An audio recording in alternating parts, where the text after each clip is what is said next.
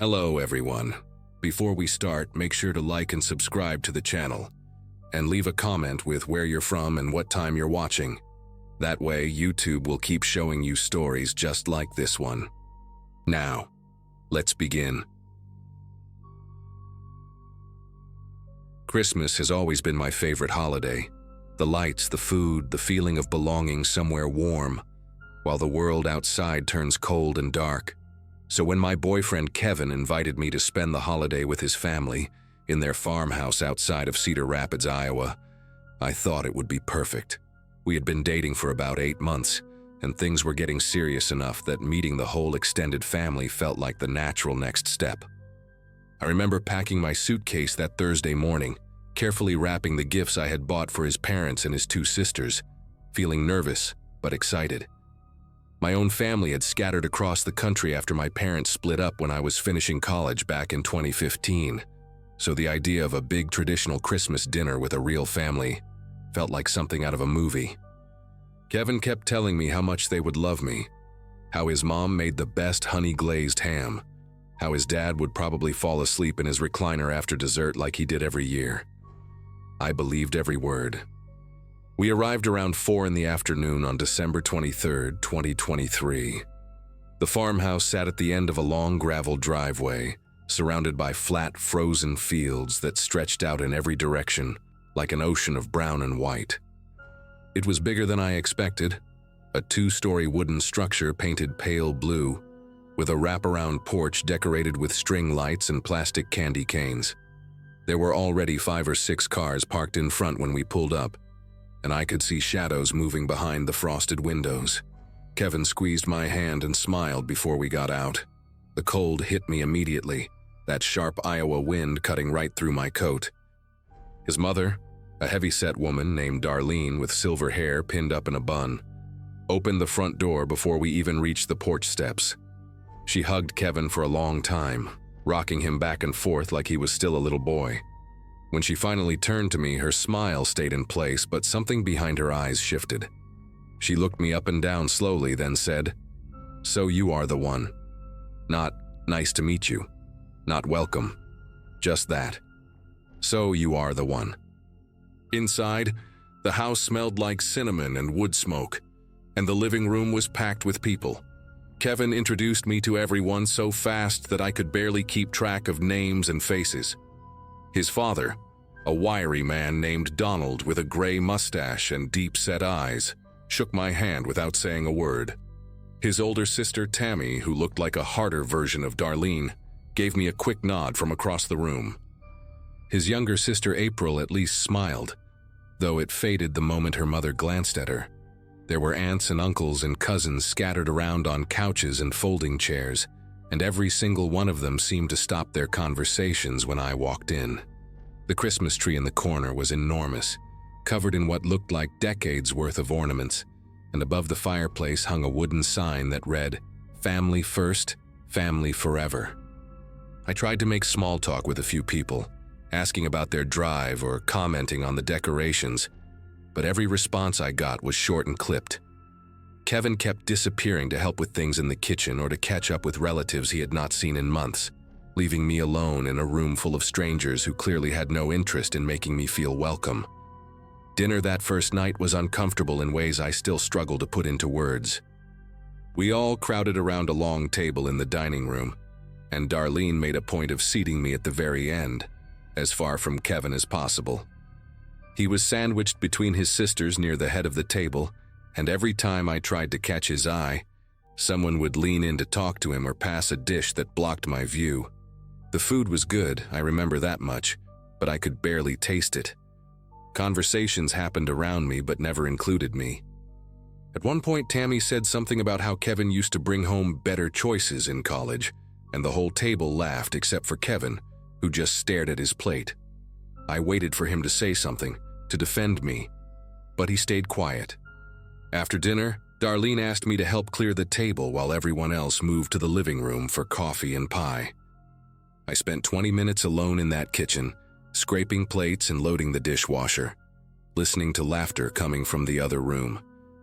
When I finally finished and went to join them, the conversation stopped the second I appeared in the doorway, Darlene looked at me with that same flat smile and said, "Oh, we were just talking about family things.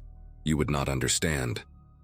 That night, Kevin and I slept in his old childhood bedroom, a small room on the second floor with faded posters of basketball players still taped to the walls. I tried to tell him how I was feeling, how his family seemed cold toward me, how the comment at dinner had hurt. He sighed and rubbed his face and told me I was being too sensitive, that his family was just like that with new people, that I needed to give them time.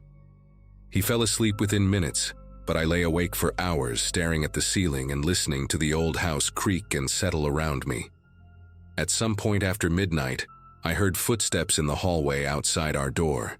They stopped right in front of the room and stayed there for what felt like 5 full minutes before finally moving away. I told myself it was nothing, probably just someone going to the bathroom. But sleep did not come easy after that.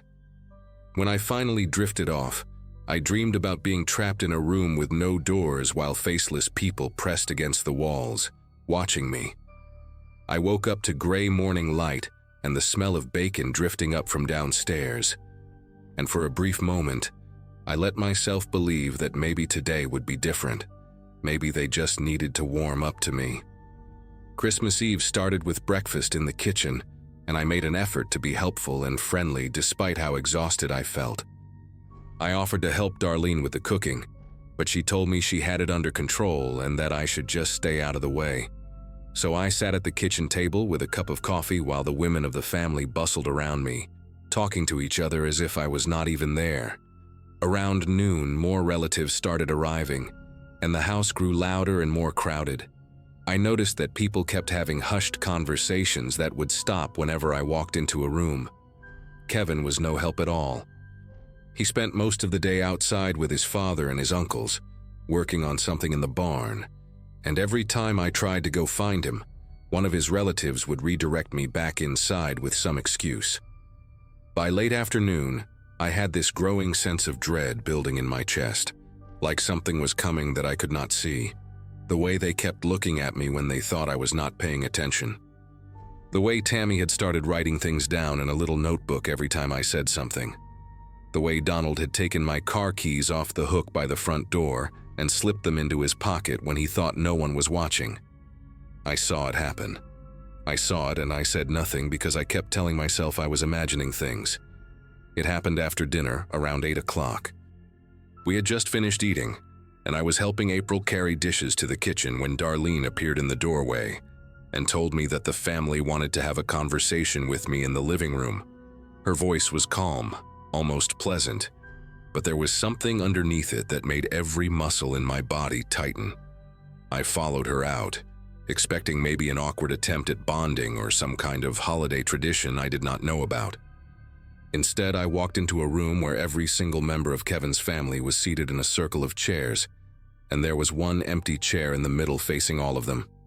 The Christmas tree lights blinked red and green behind them, the fire crackled in the fireplace, and Kevin sat between his mother and his father, not looking at me.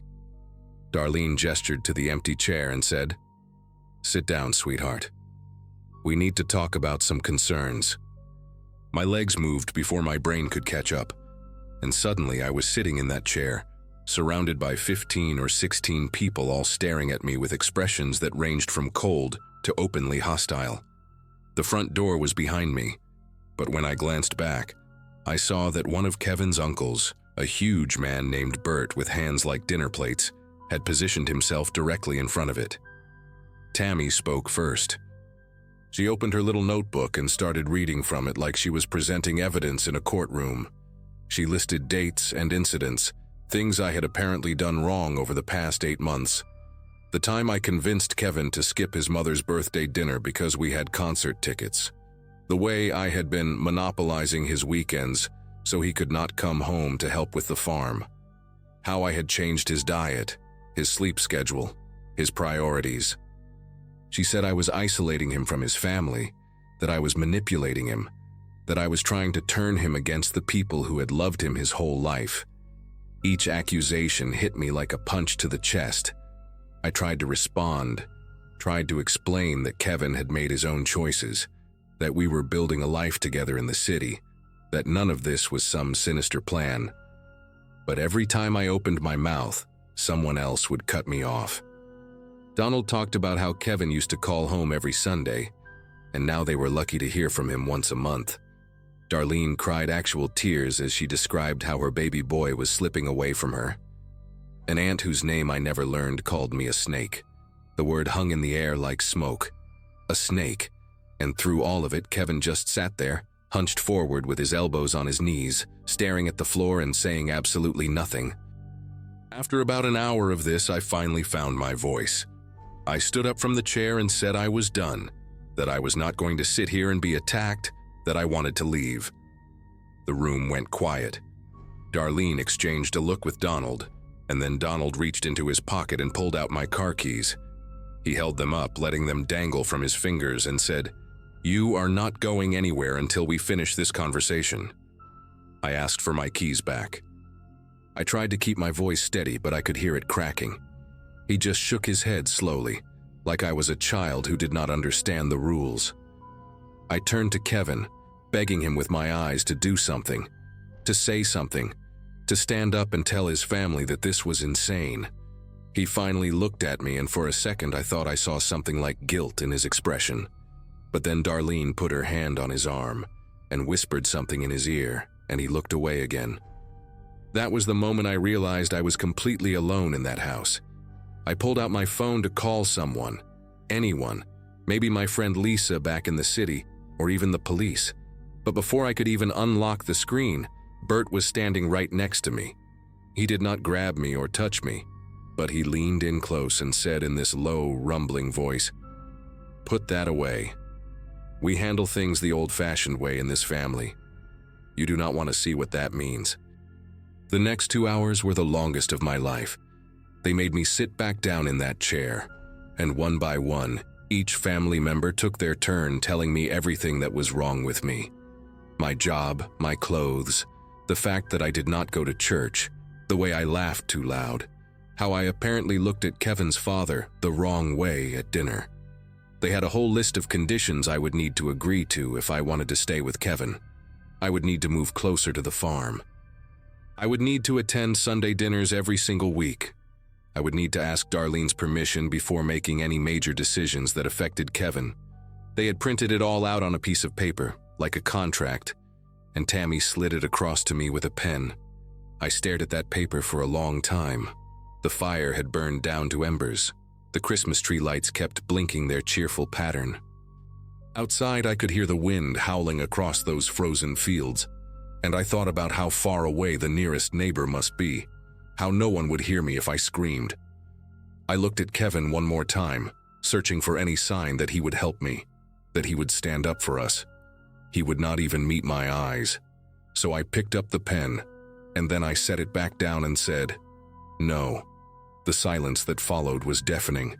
Darlene's face went from shocked to furious in the span of a heartbeat. She started to say something, but I did not let her finish. I stood up so fast that the chair tipped over behind me, and I started talking loud enough that my voice filled the whole room. I told them that what they were doing was insane, that holding someone against their will was a crime, that I would call the police the second I got out of there, and they would all have to explain themselves. I was shaking, my whole body trembling, but something inside me had snapped, and I was not going to let these people break me. I pointed at Donald and demanded my keys. I pointed at Bert and told him to get away from the door. And then I looked at Kevin, really looked at him, and I said, "If you do not stand up right now and walk out of here with me, we are done. Forever." The room held its breath. Kevin's face had gone pale, and I could see his jaw working like he was trying to chew through something tough. Finally, after what felt like an eternity, he stood up. Darlene grabbed at his arm, but he shook her off. He walked over to his father, held out his hand, and said, "Give her the keys, Dad." Donald stared at him for a long moment, something ugly passing behind his eyes. But Kevin did not back down, and eventually, slowly, Donald dropped the keys into Kevin's palm. We walked out of that house together, and nobody tried to stop us. Maybe they were too shocked. Maybe they realized they had pushed too far. I do not know, and I do not care. The cold air hit me like a slap when we stepped onto the porch, and I had never been so grateful for anything in my life. Kevin drove because I was shaking too hard to hold the wheel. We did not talk for the first hour, just drove through the dark Iowa night with nothing but fields and silence around us. When we finally stopped at a gas station somewhere near Des Moines, I got out and threw up in the parking lot. Kevin held my hair back and kept saying he was sorry, over and over, like a broken record. I wanted to scream at him, to ask him why he had not said anything sooner, why he had let it go on for so long. But I was too exhausted. We drove all night and made it back to the city by sunrise on Christmas morning. I spent the holiday alone in my apartment, eating cereal and staring at the wall, trying to process what had happened. Kevin and I tried to make it work for another few weeks after that, but something between us had shattered in that living room, and there was no putting it back together. I ended things in January, and I have not spoken to him since. It has been almost a year now, and I still think about that night more often than I would like to admit. Sometimes I wonder what would have happened if I had signed that paper, if I had given in, and let them mold me into whatever they thought Kevin deserved. Would I still be driving out to that farmhouse every Sunday, sitting at that long table, pretending to be someone I am not? The thought makes me sick. I learned something important in that living room, surrounded by people who had decided I was the enemy before I even walked through the door. I learned that some families are not built on love. They are built on control, on loyalty that looks more like fear, on traditions that exist to keep everyone in line. And I learned that no matter how much you want someone, no matter how much you think you love them, you cannot save a person who will not save themselves. Kevin made his choice when he sat there in silence and let them tear me apart. He made another choice when he finally stood up, but it was too late by then. The damage was done. I hope he is okay, wherever he is. I hope he eventually finds the strength to break free from that family for good. But that is not my fight anymore. I got out. And every Christmas since, I celebrate alone, with cheap wine and a movie and the doors locked tight. It is not the warm family holiday I used to dream about. But at least I am safe. At least I am free.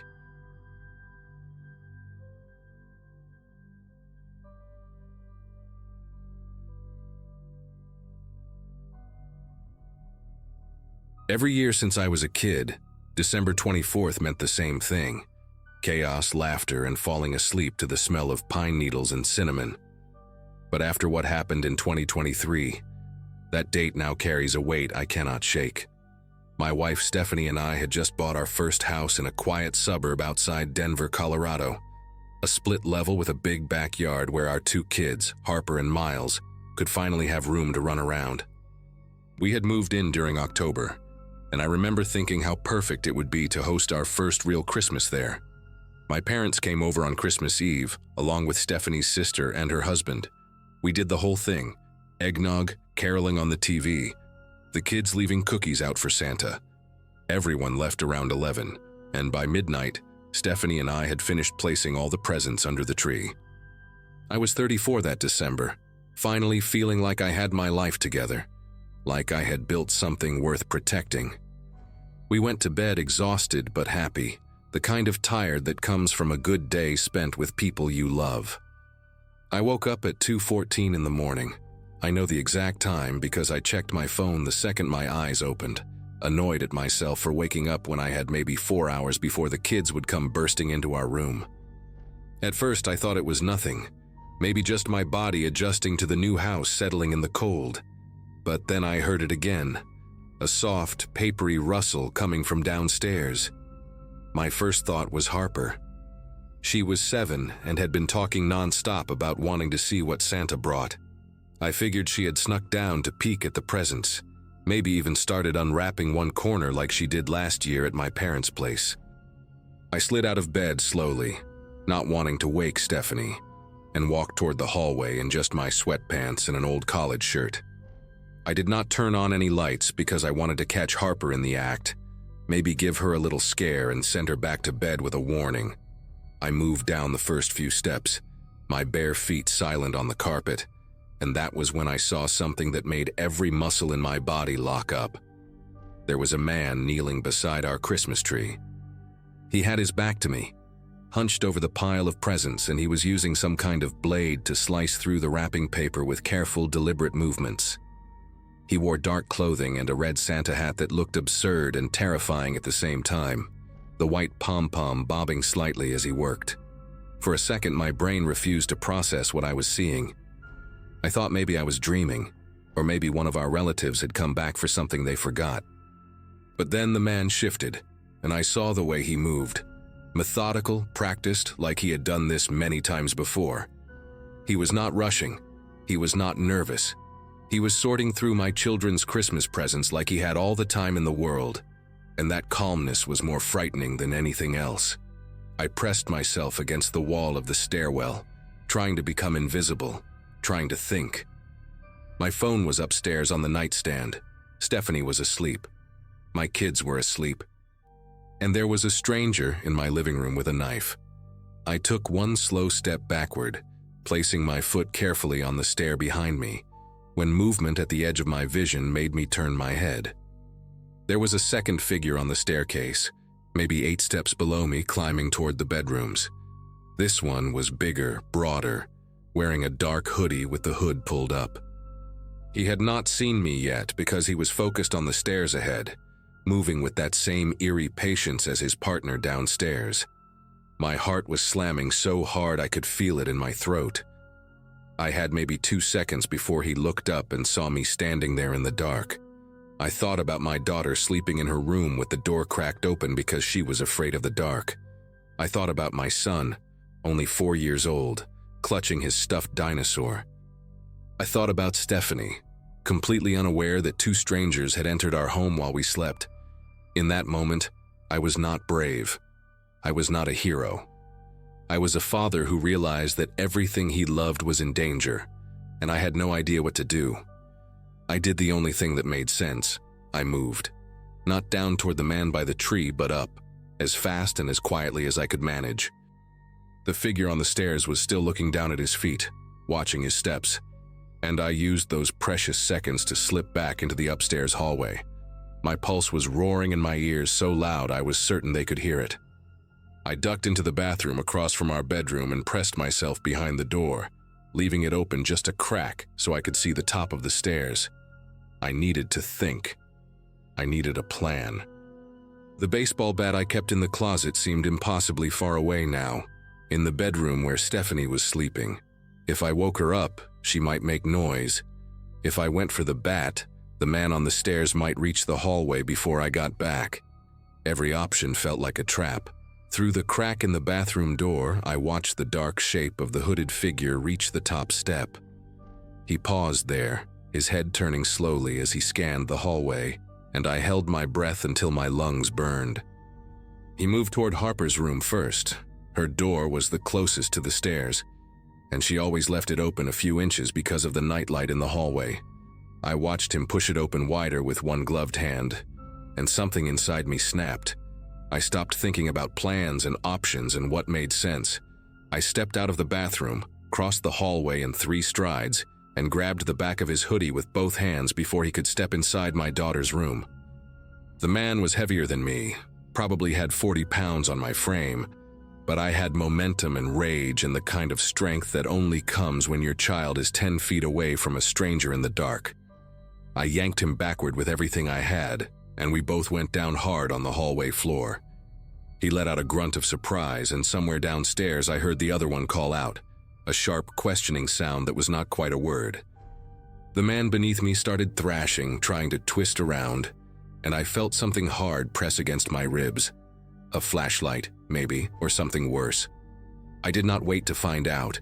I drove my elbow into the side of his head, once, twice, and then I was on my feet again, screaming for Stephanie to wake up, to call 911 to get the kids. Everything after that happened in fragments, like my brain could only record pieces at a time. Stephanie's voice, confused and then terrified, asking what was happening. Harper crying out from her room, that high-pitched wail that children make when they wake up scared.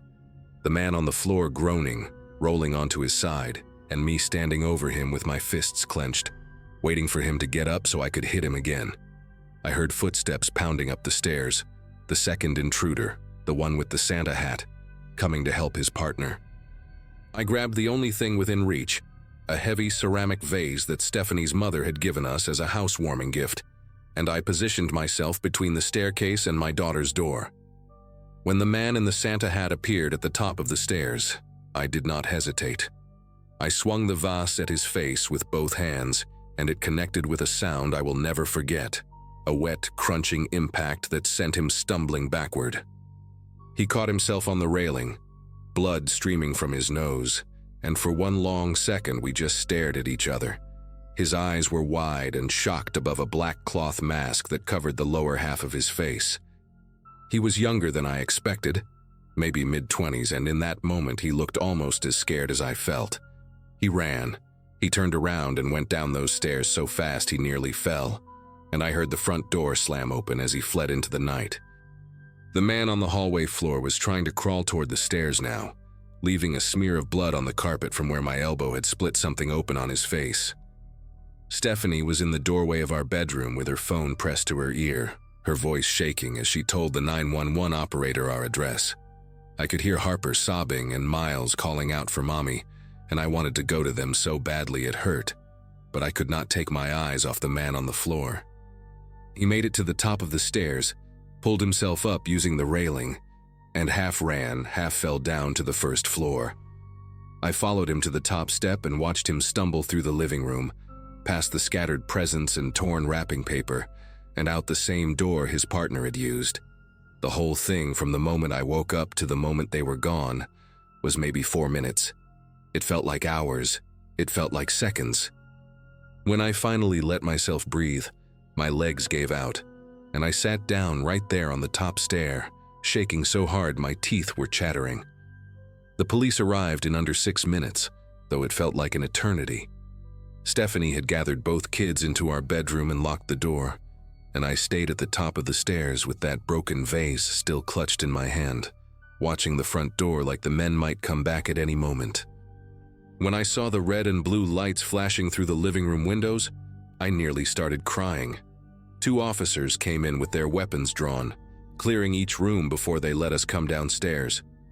Harper would not stop shaking, and Miles kept asking why there was blood on the floor, and I did not have any answers that a 4-year-old could understand. One of the officers, a woman with short gray hair and a calm voice that seemed designed for moments like this, sat with Stephanie and the kids while her partner walked me through the house. That was when we found the window. It was in the small guest bathroom on the first floor, the one we barely used, tucked behind the laundry room. The window was wide open, the screen removed and placed neatly against the wall outside. My brother-in-law had used that bathroom during the party, and when I checked, I realized the lock had never been turned after he left. Such a small thing. Such a stupid, simple oversight. And 2 strangers had slipped through it while my family slept upstairs. The officers told me we were lucky. They said home invasions on Christmas Eve were more common than people think. Criminals know that houses are full of new electronics, jewelry, cash gifts, and families are distracted by celebration. They know that guests come and go, that doors and windows get opened and forgotten, that the noise of a party can cover almost anything. They also told me that most burglars run the moment they realize someone is home. That confrontation is the last thing they want. I kept thinking about what would have happened if I had not woken up, if that rustling paper had not pulled me out of sleep. The man with the Santa hat had been sorting through presents to find the most valuable items, probably electronics and gift cards, things that are easy to carry and easy to sell. But his partner had been heading upstairs. The officer did not say what he thought the second man was looking for up there, and I did not ask, because some questions have answers you do not want to hear. They took our statements, photographed the blood on the carpet, and the broken vase and the open window, and told us that detectives would follow up in the morning. By the time they left, it was almost 5 in the morning, and the sky outside was starting to turn gray with the first light of Christmas Day. We did not open presents that morning. Harper asked once in a small voice if Santa had still come, and I had to walk into the kitchen so she would not see my face. Stephanie handled it better than I did. She always does. And somehow convinced the kids that we would do Christmas later, that right now we needed to rest and be together. We spent the morning huddled on our bed, all four of us, watching cartoons on Stephanie's laptop while I kept glancing at the bedroom door. I had pushed our dresser in front of it, which was probably ridiculous since the intruders were long gone, but I could not stop myself. Every creak of the house made my heart race. Every shadow in the hallway looked like a figure in a hood. The kids eventually fell asleep around noon, exhausted from the disrupted night, and Stephanie and I just sat there holding each other without speaking. I kept replaying every moment in my head, thinking about all the ways it could have gone differently. What if the man on the stairs had been faster? What if he had been armed with something worse than whatever I felt against my ribs? What if I had not woken up at all? The thoughts spiraled and spiraled until Stephanie squeezed my hand and told me to stop, that we were okay, that everyone was safe. She was right, but knowing that did not make the fear go away. They caught them 3 days later. A neighbor 2 streets over had a doorbell camera that recorded the men fleeing down the sidewalk, and the footage was clear enough to show their faces once they pulled off their masks while running to their car. The one I hit with the vase was 23 years old, a guy named Ronald Becker, with a string of prior burglary charges in 3 different states. His partner was his cousin, 19. No prior record, but plenty of connection to stolen goods that police found when they searched their apartment. They had hit 4 other homes that same week, all in neighborhoods where holiday parties made for easy targets. During the investigation, a detective told me something that still keeps me up at night. He said that based on what they found in the cousin's apartment, zip ties, duct tape, a handgun that the younger one had left in their car that night, there was a possibility they had been planning to do more than just steal presents. He could not say for certain what their intentions were, and neither of them confessed to anything beyond burglary. But he wanted me to know that what I did on that staircase, the decision to fight instead of hide, might have prevented something much worse. I think about that every single day. I think about how close we came to a different ending, one where I am not writing this post because I am not here to write it. We moved out of that house 6 months later. Stephanie and I agreed that we could never feel safe there again, and the kids had nightmares for months about bad men coming through the windows. We live in an apartment building now, on the 4th floor, with a security desk in the lobby and cameras in every hallway. I check the locks 3 times before bed. I sleep with a bat next to my nightstand, and every Christmas Eve, while other families are laughing and celebrating, I stay awake until dawn, listening for sounds that do not belong.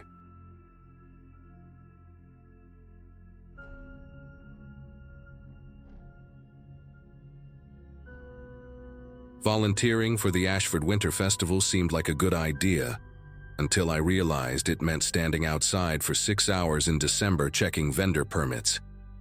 My sister Amanda had convinced me to sign up, insisting I needed to do something other than mope around that apartment. She wasn't wrong. After my divorce finalized in August, I'd spent most evenings staring at my phone and drinking cheap wine, scrolling through photos of my ex-husband's new life like some kind of masochist. Moving back to my hometown had felt like admitting defeat, but the rent above the pharmacy on Main Street was affordable, and I needed a fresh start somewhere familiar.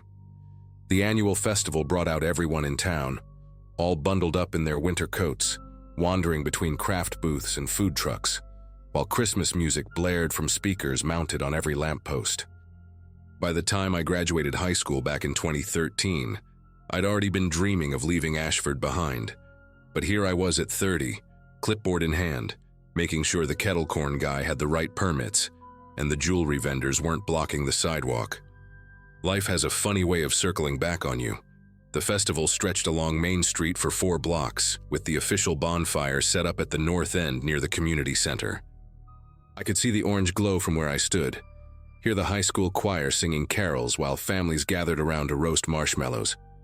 The fire department had 2 guys stationed there in reflective vests, keeping watch to make sure nobody got hurt. Everything ran like clockwork in Ashford, predictable and safe, which was exactly what I'd been craving after the mess of my marriage. Around 8 that evening, the cold started seeping through my jacket, making my fingers ache even inside my gloves. I decided to cut through the alley behind the pharmacy to run upstairs and grab my heavier coat. That's when I noticed the smoke. Thick, dark smoke rising into the night sky from somewhere past the south end of Main Street, near the old Hutchinson barn that had been abandoned since I was a kid. My brain immediately jumped to teenagers starting their own fire, probably trying to drink beer and feel rebellious away from their parents. But something about the smoke bothered me. It was too much, too dark, and coming from the wrong direction entirely if you were trying to stay hidden from the festival crowds. I should have just grabbed my coat and gone back to my post. I should have assumed it was nothing, maybe some debris burning in a barrel or a controlled burn someone forgot to mention. But curiosity has always been my worst quality, the thing that made me check my ex's phone in the first place and find all those messages that ended my marriage. So instead of being smart, I walked toward the smoke. The alley behind Main Street was mostly empty, just a few people cutting through to get to the parking lot faster. I passed the back entrance to the hardware store and the dumpsters behind the diner, my boots crunching on gravel and bits of ice. The temperature felt even colder away from the crowds, away from the body heat and the lights. As I got closer to the Hutchinson property, the smell hit me first. Not wood smoke like you'd expect from a campfire, but something chemical and sharp that made my throat tighten. The barn sat about 50 yards off Main Street, surrounded by a chain-link fence that had more holes than actual fence at this point. Kids had been sneaking in there for years to drink and fool around, leaving behind beer cans and cigarette butts. I'd done it myself back in high school, making out with Tommy Brennan on a dare while our friends kept watch outside. The smoke was definitely coming from behind the barn, rising in thick plumes that looked almost black against the night sky. I pulled out my phone and turned on the flashlight, ducking through one of the gaps in the fence. My heart was pounding now. Not from fear exactly, but from that electric feeling you get when you know you're seeing something you're not supposed to see. The ground was uneven, full of frozen mud and dead weeds that grabbed at my ankles. I could hear the festival in the distance, all those voices singing and laughing, completely unaware that anything was wrong. When I rounded the corner of the barn, I saw the fire. It was bigger than I expected, burning in what looked like an old oil drum someone had dragged out there. The flames licked up into the darkness, casting flickering shadows across the weathered wood of the barn. And then I saw the person, a figure maybe 20 feet away from me, hunched over the drum and tossing something into the flames. They were wearing dark clothes, a heavy jacket with the hood pulled up, and they moved quickly, urgently, like they were racing against time. My breath caught in my chest. I stepped back instinctively, trying to stay in the shadows, but my boot hit a piece of metal and it made a loud clang that echoed across the empty lot. The figure's head snapped up. For a second, neither of us moved. I could see their face partially illuminated by the firelight, but the hood cast too many shadows for me to make out any real features. Then they dropped whatever they'd been holding and ran. Not toward me, thank God, but in the opposite direction, cutting through the far side of the property toward the woods that bordered the edge of town. They moved fast, stumbling once on the rough terrain but recovering quickly, and within seconds they disappeared into the tree line. My legs felt like they'd been filled with cement.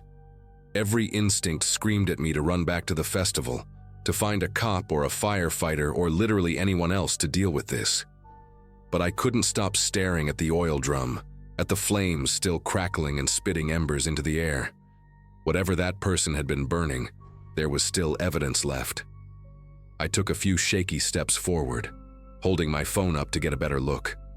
The heat from the fire hit my face, making my eyes water. Inside the drum I could see fabric, dark pieces of what looked like clothing curling and blackening in the flames. A jacket sleeve, maybe part of a shirt, something that might have been denim. My stomach turned. This wasn't teenagers burning trash or getting rid of old furniture. This was deliberate, secretive, wrong. I didn't touch anything. Every crime show I'd ever watched screamed at me not to contaminate a scene, assuming this even was a scene, and not just my paranoid brain making connections that didn't exist. But I took photos. Lots of them. The oil drum, the flames, the partially burned clothing, the footprints in the mud leading toward the woods. My hands were shaking so badly that half the pictures came out blurry, but I kept snapping anyway, documenting everything I could see. Then I heard voices. Not from the festival, but closer, coming from near the fence. Two men talking in low tones, and one of them laughed at something the other said. Panic seized my chest. I didn't know if they were connected to whoever had been burning things, or if they were just festival goers taking a shortcut, but I wasn't about to stick around and find out. I turned and walked as quickly as I could back toward the gap in the fence, trying not to run and draw attention to myself. My heart hammered against my ribs so hard I thought it might crack one. When I made it back to the alley behind Main Street, the sounds of the festival washed over me like a wave. Christmas music, children laughing, someone announcing the winners of the gingerbread house contest over a loudspeaker. Everything normal and cheerful and completely oblivious to what I'd just seen 50 yards away. I found Officer Daniels near the hot chocolate stand, talking to someone's grandmother about parking violations. He'd been on the Ashford police force for as long as I could remember. One of those guys who seemed born to wear a uniform and hand out stern warnings to teenagers. When I approached him, my voice came out higher than I intended, breathless and shaky. I told him everything. The smoke, the figure, the burning clothes, the way they'd run into the woods. He listened with his arms crossed, his expression shifting from polite interest to something more serious as I pulled up the photos on my phone. The images looked even worse on the small screen, the flames bright and angry, those charred pieces of fabric clearly visible. Daniels told me to stay put and radioed for backup, his voice calm but clipped in that way cops have when they're trying not to alarm civilians. Within 10 minutes, 2 more officers arrived, and they headed toward the Hutchinson property with flashlights and radios crackling. Daniels asked me to come down to the station after the festival ended to give a formal statement. I nodded, still feeling like my chest was filled with ice water. Amanda found me 20 minutes later asking why I looked like I'd seen a ghost. I couldn't even begin to explain. The festival wound down around 11, families packing up their kids and heading home to wait for Santa. I drove to the police station in my beat-up sedan, the Christmas lights on Main Street feeling surreal and almost mocking now. The station was a small brick building that smelled like burnt coffee and industrial cleaner. I sat in a hard plastic chair and gave my statement to Daniels and another officer, a younger woman named Hayes, who took notes on a laptop. They asked me to describe the figure I'd seen in as much detail as possible. Height, build, clothing, anything distinctive, but I had almost nothing useful to give them. Average height, maybe. The hood had obscured everything. They moved quickly, but not like an athlete, just someone desperate. Hayes asked if I'd noticed any cars parked nearby, any sounds other than the fire. I hadn't. I'd been too focused on not getting caught myself. When they finished with me, Daniels walked me to the door and told me they'd secured the scene and would investigate thoroughly in the morning.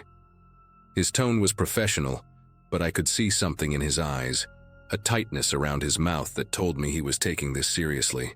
I drove home and didn't sleep. Every time I closed my eyes, I saw those flames and that hooded figure disappearing into the darkness. The news broke before I even woke up on Christmas morning, though calling what I did sleeping would be generous. My phone started buzzing around 7 with texts from Amanda, from people I hadn't talked to in months, all asking the same thing. Did you hear about Stephanie Carr? I sat up in bed, my whole body aching from tension, and opened the group chat where half the town seemed to be losing their minds. Stephanie Carr, 41 years old, lived on Oakmont Avenue with her husband and their teenage son. She'd been at the festival the night before, working one of the craft booths selling handmade candles. Her husband reported her missing around 6 in the morning when he woke up and realized she'd never come home. Her car was still parked on Main Street where she'd left it. Her phone went straight to voicemail. Nobody had seen her since around 8 the previous evening, right around the time I'd been standing behind that barn watching someone burn clothes. My mouth went dry. I called Daniels immediately, my fingers fumbling with the phone. He picked up on the second ring and his voice sounded exhausted. He told me they were already looking into possible connections, that I needed to come back to the station as soon as possible. The police station was completely different from the night before. Now it was full of people, officers moving quickly between rooms, phones ringing constantly, someone setting up a command board with photos and timelines. Hayes met me at the entrance and brought me to a small interview room that smelled like stale air and anxiety. Daniels came in a few minutes later with a folder under his arm and dark circles under his eyes that told me he hadn't slept either. He laid out photos on the table between us. Crime scene photos from the Hutchinson property, taken in daylight. The oil drum now cold and empty except for ash. And there, among the debris, clearly visible in the harsh light of the camera flash, were the remnants of clothing. A burnt piece of fabric with a distinctive pattern, blue and white checks.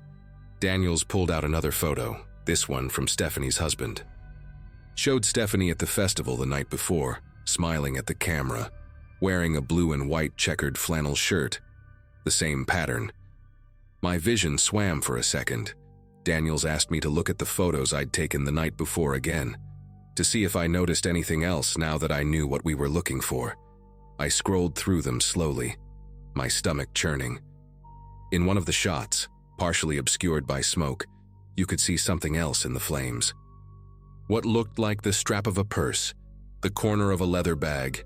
Stephanie's booth had been selling candles in handmade bags. The investigation moved fast after that. Daniels brought in state police because Ashford didn't have the resources for something this serious.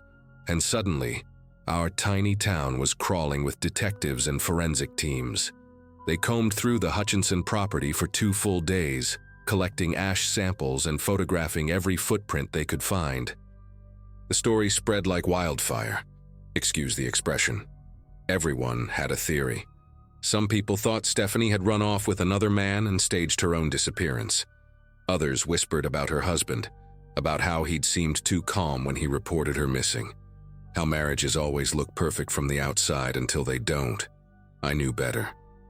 I'd seen someone actively destroying evidence, someone who'd chosen that exact night because they knew the whole town would be distracted by Christmas carols and hot chocolate. The festival had provided perfect cover, hundreds of people moving around, cars parked everywhere. Everyone focused on anything except what was happening 50 yards away in the darkness. On the 3rd day after Christmas, they found her.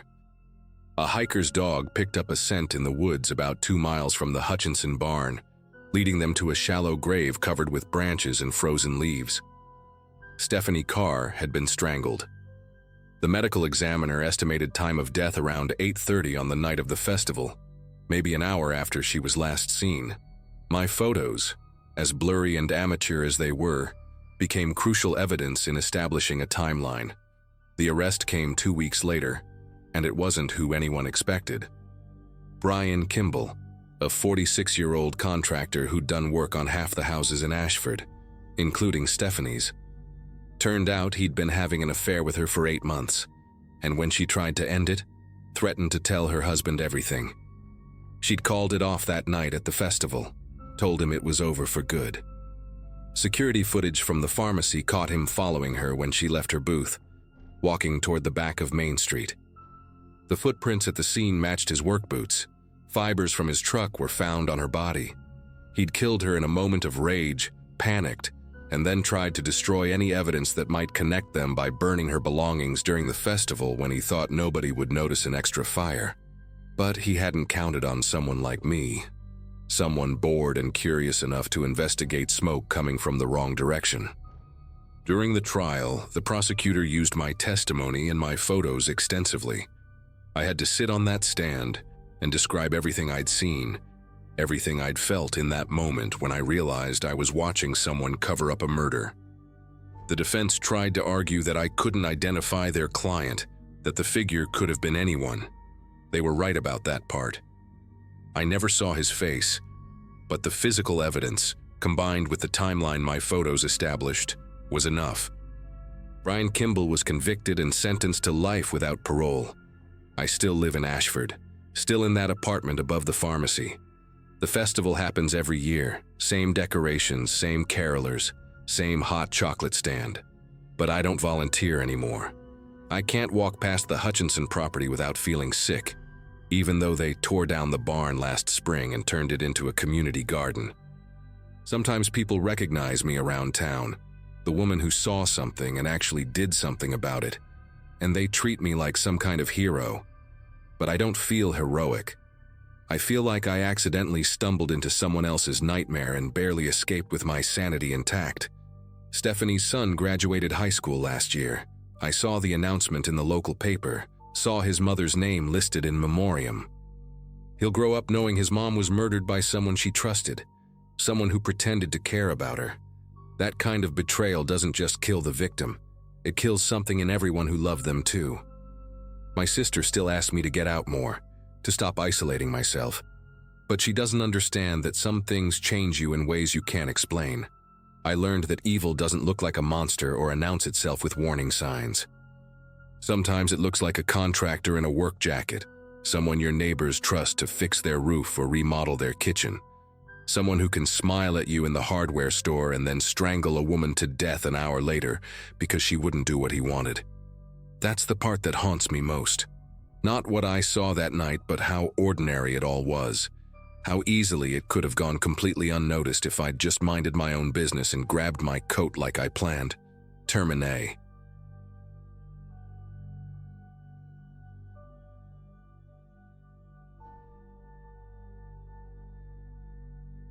Carla had been planning our Christmas Eve gathering since early November.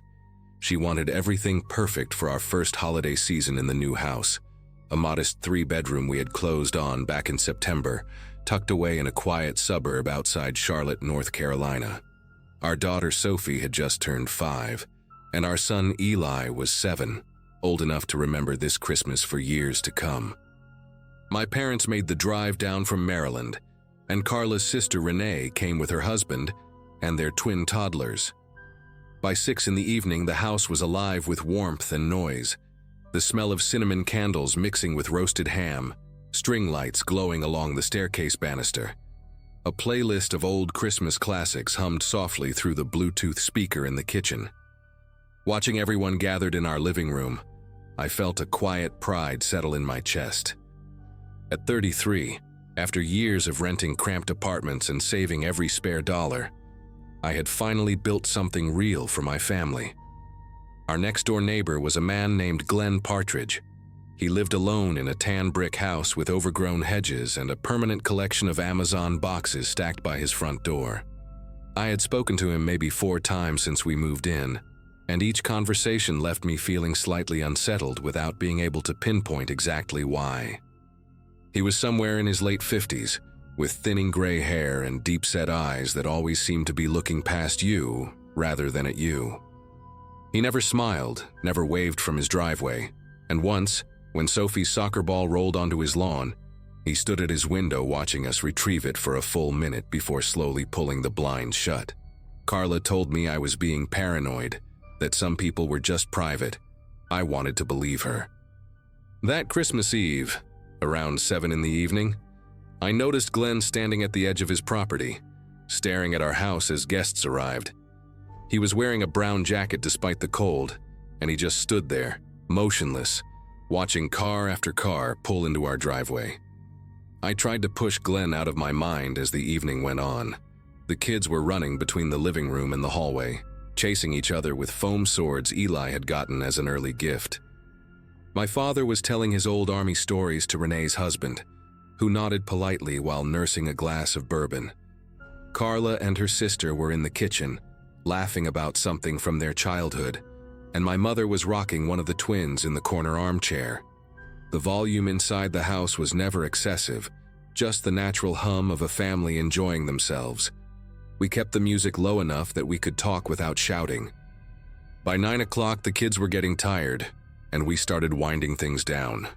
Sophie fell asleep on the couch, and Eli was fighting to keep his eyes open while watching a Christmas movie on the television.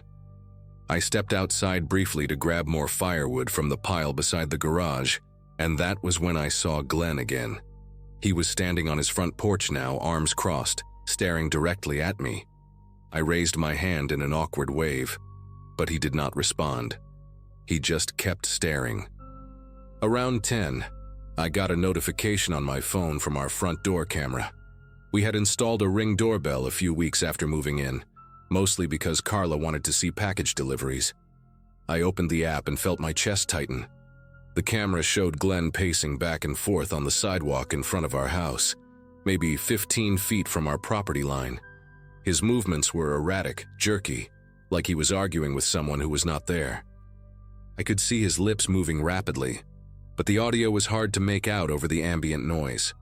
I turned up the volume on my phone and pressed it against my ear, trying to catch what he was saying. His voice came through in fragments, distorted but unmistakable.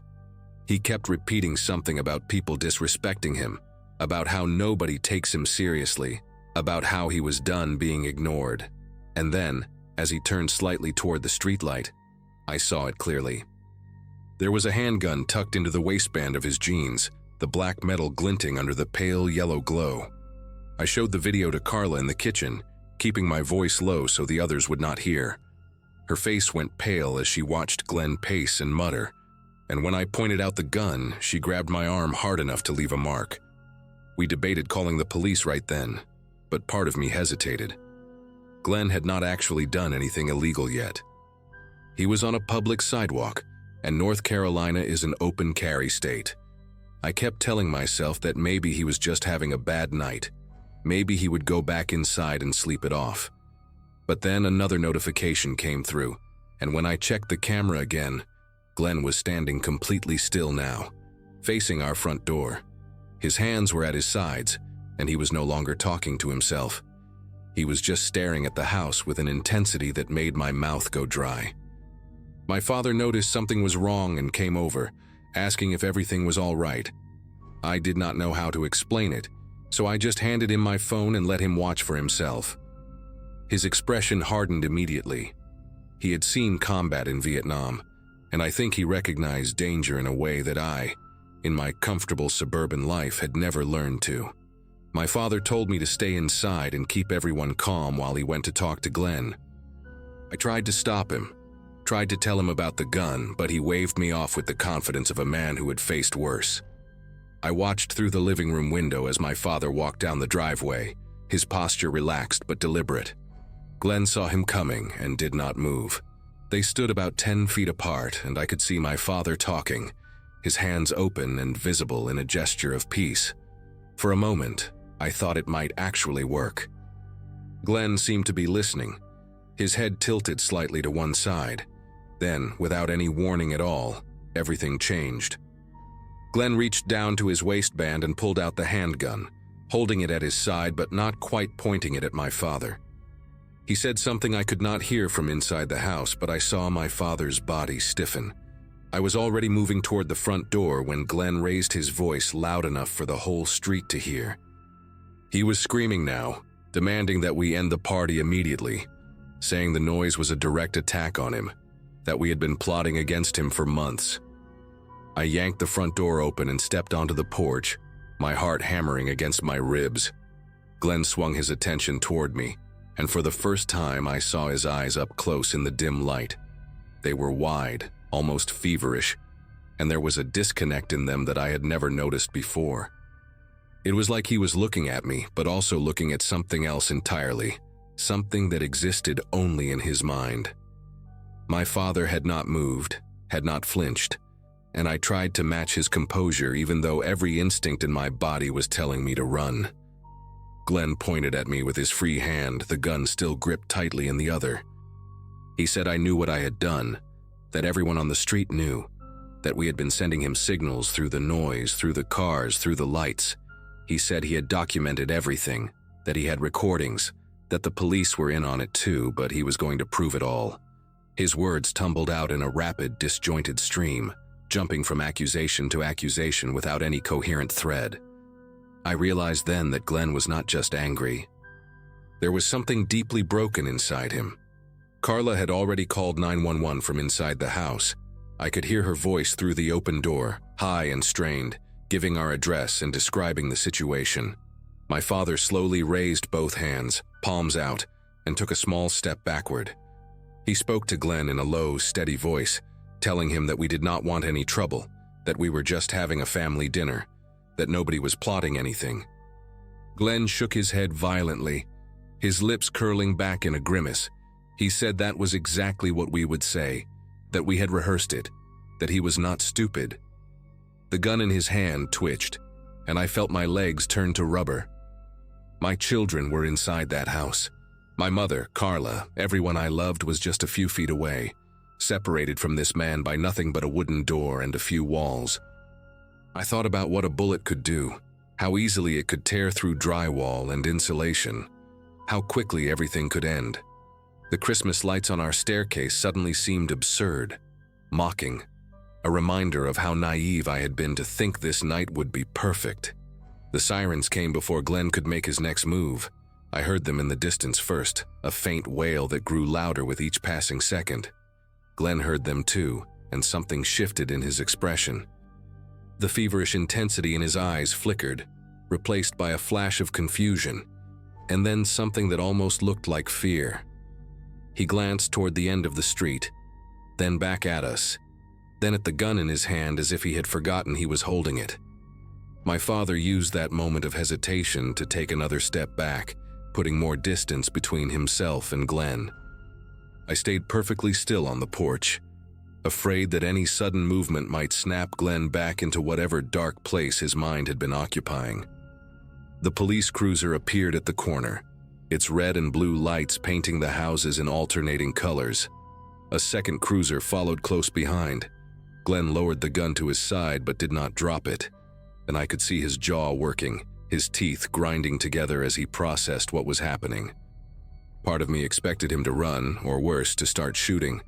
Instead, he just stood there, frozen, like a man waking up from a nightmare and realizing he was still inside it.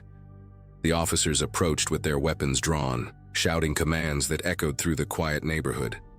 Glenn dropped the gun onto the sidewalk, and for a moment he looked almost relieved, like a weight had been lifted from his shoulders. They cuffed him quickly and efficiently, and as they led him toward the cruiser, he turned his head and looked directly at me. There was no anger in his expression anymore, no accusation, just a hollow emptiness that made me feel something I did not expect to feel in that moment. Pity. One of the officers came to speak with us while his partner secured Glenn in the back seat. He was a younger guy, maybe late 20s, with a calm demeanor that suggested he had handled situations like this before. He asked if anyone was hurt, if we had the doorbell footage, if we wanted to press charges. I told him we had everything recorded and that we absolutely wanted to pursue this as far as the law would allow. He nodded and said something that stuck with me long after that night. He said Glenn had called 911 3 times that month, accusing various neighbors of plotting against him, monitoring his movements, sending coded messages through their landscaping choices. The department had flagged him as a person of concern, but without an overt threat, their hands had been tied. We went back inside after the police left, and I remember the strange silence that had settled over the house. The Christmas music was still playing softly from the kitchen speaker, but nobody was listening anymore. My mother was holding Sophie in her arms, the little girl still half asleep and unaware of what had just happened outside.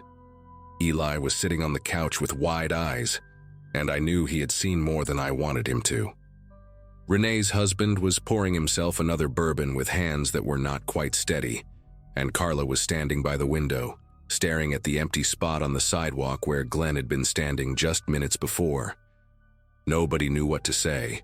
The ham was getting cold on the counter, and the fire in the hearth had burned down to embers. I walked over to Carla and put my arm around her, and she leaned into me without saying a word. My father came inside last, closing the door behind him and locking the deadbolt with a heavy click. He looked at me and gave a small nod, the kind of silent acknowledgement that passed between men who had just survived something together. Glenn was charged with aggravated assault and menacing, and he was held without bail pending a psychiatric evaluation. We learned later that he had been diagnosed with severe paranoid schizophrenia years ago, but had stopped taking his medication sometime in the fall. His family, what little he had left, lived out of state and had lost contact with him after he pushed them away with accusations similar to the ones he had thrown at us. The house next door sat empty for months after that night, its overgrown hedges growing even wilder, its Amazon boxes eventually cleared away by a property management company. We put up a fence the following spring, a tall wooden barrier that blocked our view of his property entirely. It was not really about security anymore. It was about not having to look at that tan brick house every time I stepped outside. Sophie and Eli do not remember much about that Christmas Eve, and I am grateful for that. But sometimes when I check the Ring camera at night before going to bed, I still feel a flicker of that old fear. I scroll through the footage quickly, just to make sure there is no one standing on the sidewalk, staring at our door. So far, there never is. But I check anyway, every single night, because I learned something that Christmas about how quickly the world can turn dangerous, and I am never going to forget it.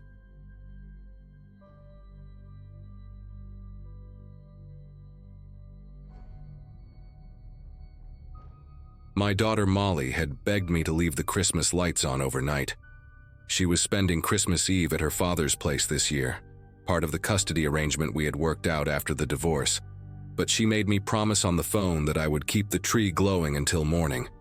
"It looks magical from outside, Mom," she had said, and even though she would not be there to see it, I left them on anyway. I had moved into this small craftsman home in Tacoma, Washington, 8 months earlier, right after everything was finalized. The house had a stone fireplace that the realtor described as a rare find, and I had filled the mantel with stockings and garland because decorating for one felt less pathetic if I really committed to it. That Christmas morning, I woke before my alarm, somewhere around 5, to a sound I could not immediately place. It was a scraping noise, rhythmic and metallic, coming from somewhere on the first floor. I lay there in the darkness of my bedroom, holding my breath, trying to convince myself I had imagined it.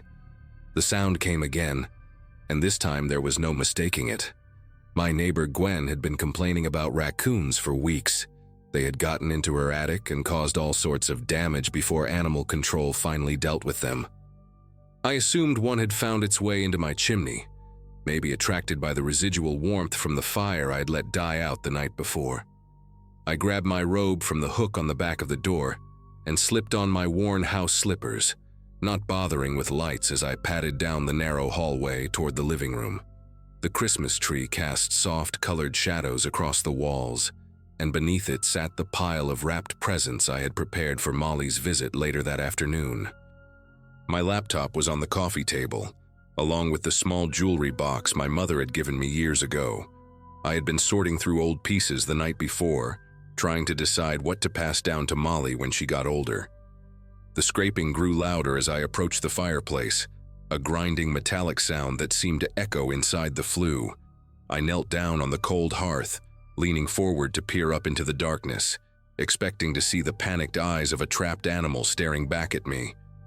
What I saw instead was a black boot, a single black boot, scuffed and dirty, dangling about 2 feet above the iron grate. It was attached to a leg wrapped in red fabric, cheap shiny polyester that caught the faint glow from the Christmas tree lights. For a moment, my brain simply refused to process what I was looking at. I remember thinking, in this absurd flash of confusion, that maybe I was still dreaming. Maybe I had not actually gotten out of bed, and this was one of those hyper-realistic nightmares that feel so vivid you can smell things. But I could smell something. Cigarette smoke, stale and clinging to whatever was coming down my chimney. The boot shifted and I heard a grunt from somewhere above it, a distinctly human sound of effort. A man was inside my chimney.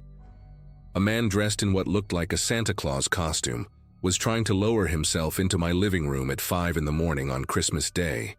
I scrambled backwards so fast that I knocked into the coffee table, sending my mother's jewelry box clattering to the floor. The noise must have startled him because the movement stopped. I could hear breathing now, heavy, labored breathing echoing down the flue. I was on my hands and knees on the living room floor, staring at that single boot suspended in the darkness of my fireplace, and I could not make myself move. My phone was upstairs on my nightstand. The landline I never used was in the kitchen. Every logical thought seemed to crash into a wall of pure, paralyzing disbelief. Then the boot moved again, dropping another few inches, and I saw more of the leg emerge. The red velvet pants with white fur trim at the cuff, the kind you see on those cheap Santa costumes at party stores. A second boot appeared beside the first one. He was coming down. He was actually coming down into my house, and I was just kneeling there on my floor watching it happen like I had lost the ability to function. Something in me finally snapped into gear. Some primal survival instinct that had been dormant my entire comfortable suburban life. And I pushed myself up off the ground and ran for the kitchen.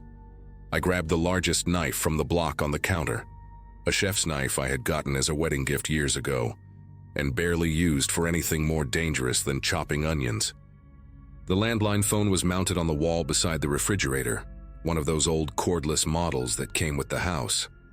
I snatched it from the cradle and dialed 911 with fingers that felt numb and clumsy, pressing myself into the corner between the counter and the wall where I could see the doorway to the living room.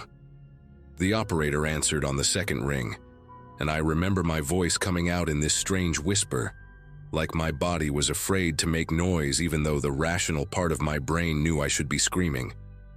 "Someone is breaking into my house," I said. "He's coming down my chimney. He's dressed like Santa Claus." There was a pause on the other end, and I could almost feel the operator trying to decide if this was a prank call.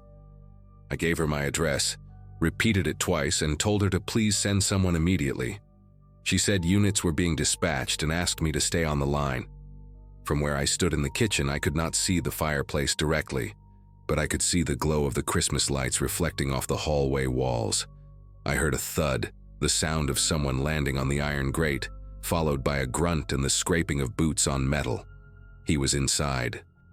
Stranger in a Santa costume was now standing in my living room, 5 in the morning, while I hid in my kitchen holding a knife and a phone. I heard footsteps, slow and deliberate, moving across the hardwood floor.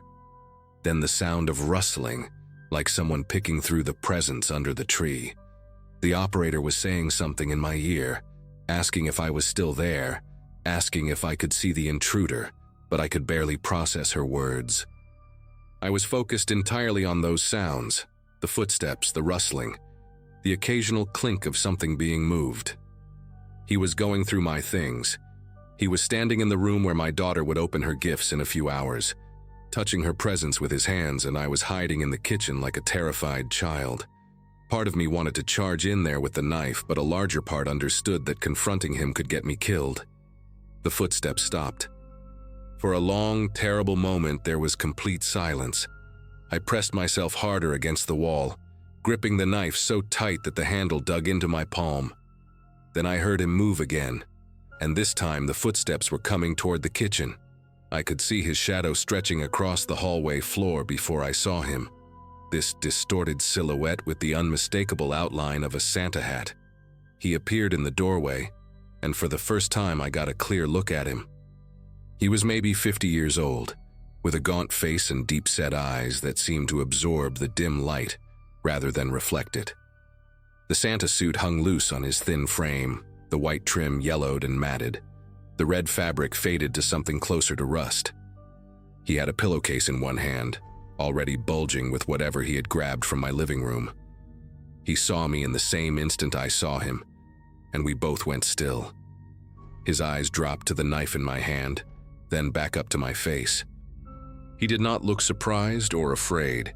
He looked annoyed, like I was an inconvenience he had not planned for. "Put that down," he said. His voice was flat, almost bored, with a slight rasp that matched the cigarette smell I had noticed earlier. "I'm just here for the stuff. Stay out of my way and nothing happens to you." I did not put the knife down. I could not have even if I wanted to. My fingers seemed locked around the handle. The 911 operator was still on the line, and I prayed she could hear everything, that the police were already close. He took a step into the kitchen, and I raised the knife higher, my arm trembling visibly. "I already called the cops," I managed to say, and my voice sounded strange in my own ears, higher and thinner than normal. He paused, tilting his head slightly like he was listening for sirens.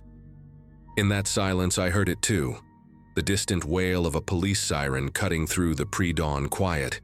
His expression shifted then, the annoyance giving way to something colder, more calculating. He glanced toward the back door, then at me, then at the door again, clearly weighing his options. He moved fast. 1 second he was standing in the doorway calculating, and the next he had crossed the kitchen in 3 long strides and was yanking open my back door. The cold December air rushed in, carrying the smell of frost and pine. I stayed exactly where I was, still holding that knife, still pressed against the wall, as he disappeared into my backyard.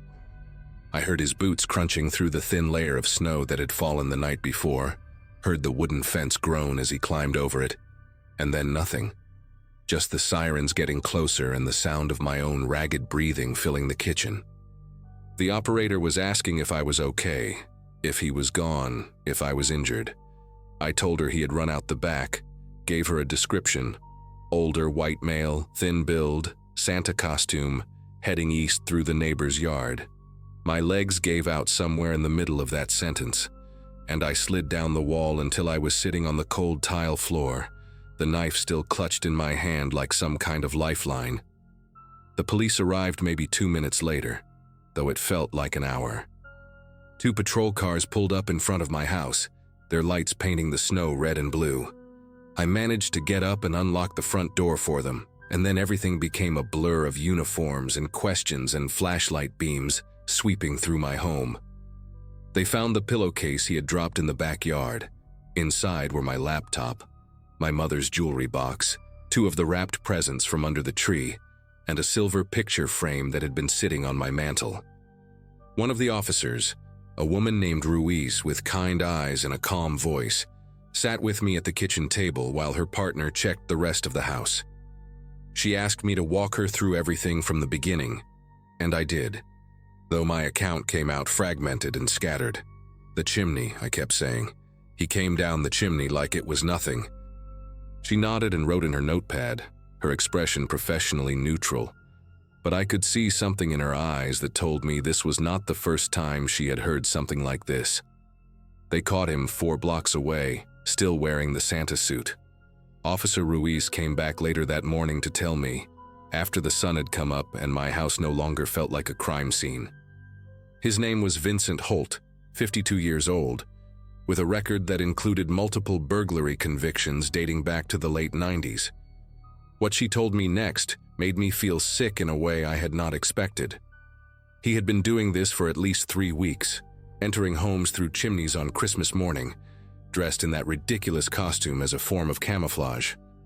If any neighbor happened to glance out their window at dawn and saw a figure in red and white on a rooftop, they would assume it was a decoration, or maybe dismiss it as their eyes playing tricks in the early light. He had specifically targeted homes where he had observed single women living alone, watching houses for days beforehand to learn routines and identify easy marks. Ruiz said they had connected him to at least 4 other break-ins across the Tacoma area, though they suspected there were more victims who had not reported anything because they had slept through the whole thing. I was the first one who had been awake, the first one who had seen him coming down. Molly came over that afternoon and I did not tell her what had happened.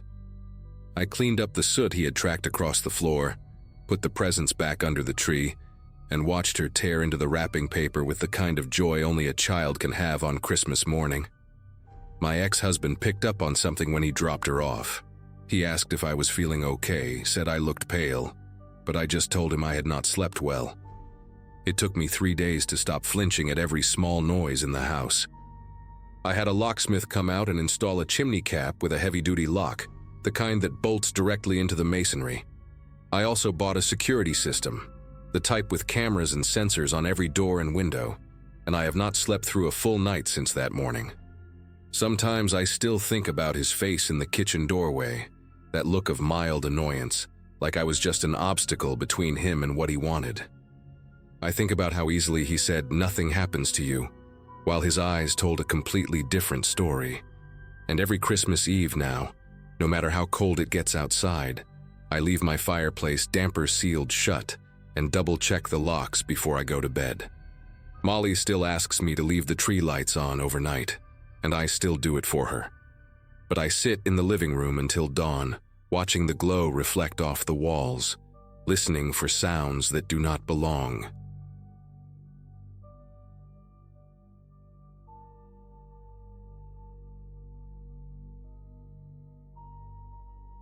Anyone who lives in a small town knows that certain rhythms become part of your life, whether you want them to or not.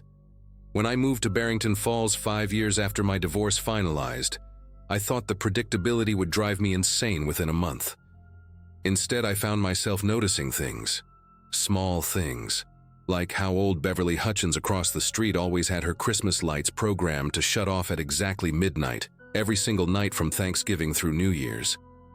She was meticulous about it in a way that seemed almost obsessive, but that was Beverly. Retired school teacher, widow for 12 years, the kind of woman who still wore pantyhose to the grocery store and kept her lawn edged like she was expecting a magazine photographer. We weren't close, but we were neighborly. She'd wave from her porch when I got home from the warehouse around 6. I'd help carry her groceries when I saw her struggling with bags. That's how it works in places like this. Christmas Eve 2024 was unseasonably warm for Massachusetts. One of those weird winter nights where you could almost smell the ground thawing. I'd spent the evening at my sister's place in the next town over, eating too much ham and making awkward small talk with her husband's family. Got home around 11:30, tired and ready to collapse.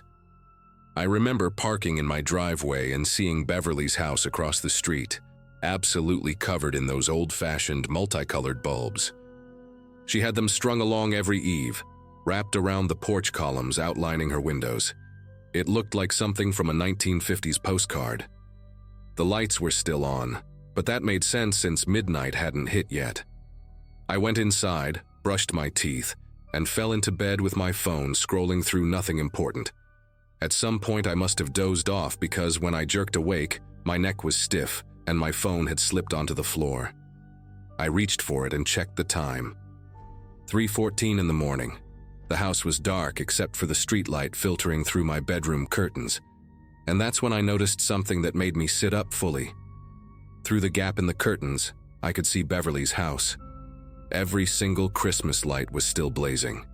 At first I thought maybe she'd fallen asleep and forgotten to set the timer, but Beverly didn't forget things like that. She was the type who had backups for her backups. I laid there for maybe 10 minutes trying to convince myself it was nothing, that she'd probably just decided to leave them on for Christmas morning or something.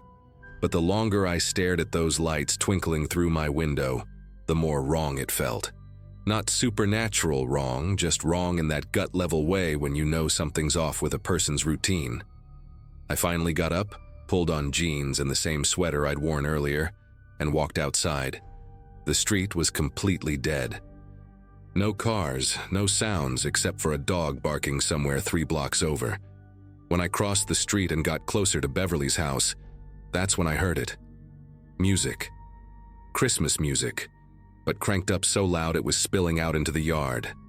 Some choir singing about silent nights, except there was nothing silent about it.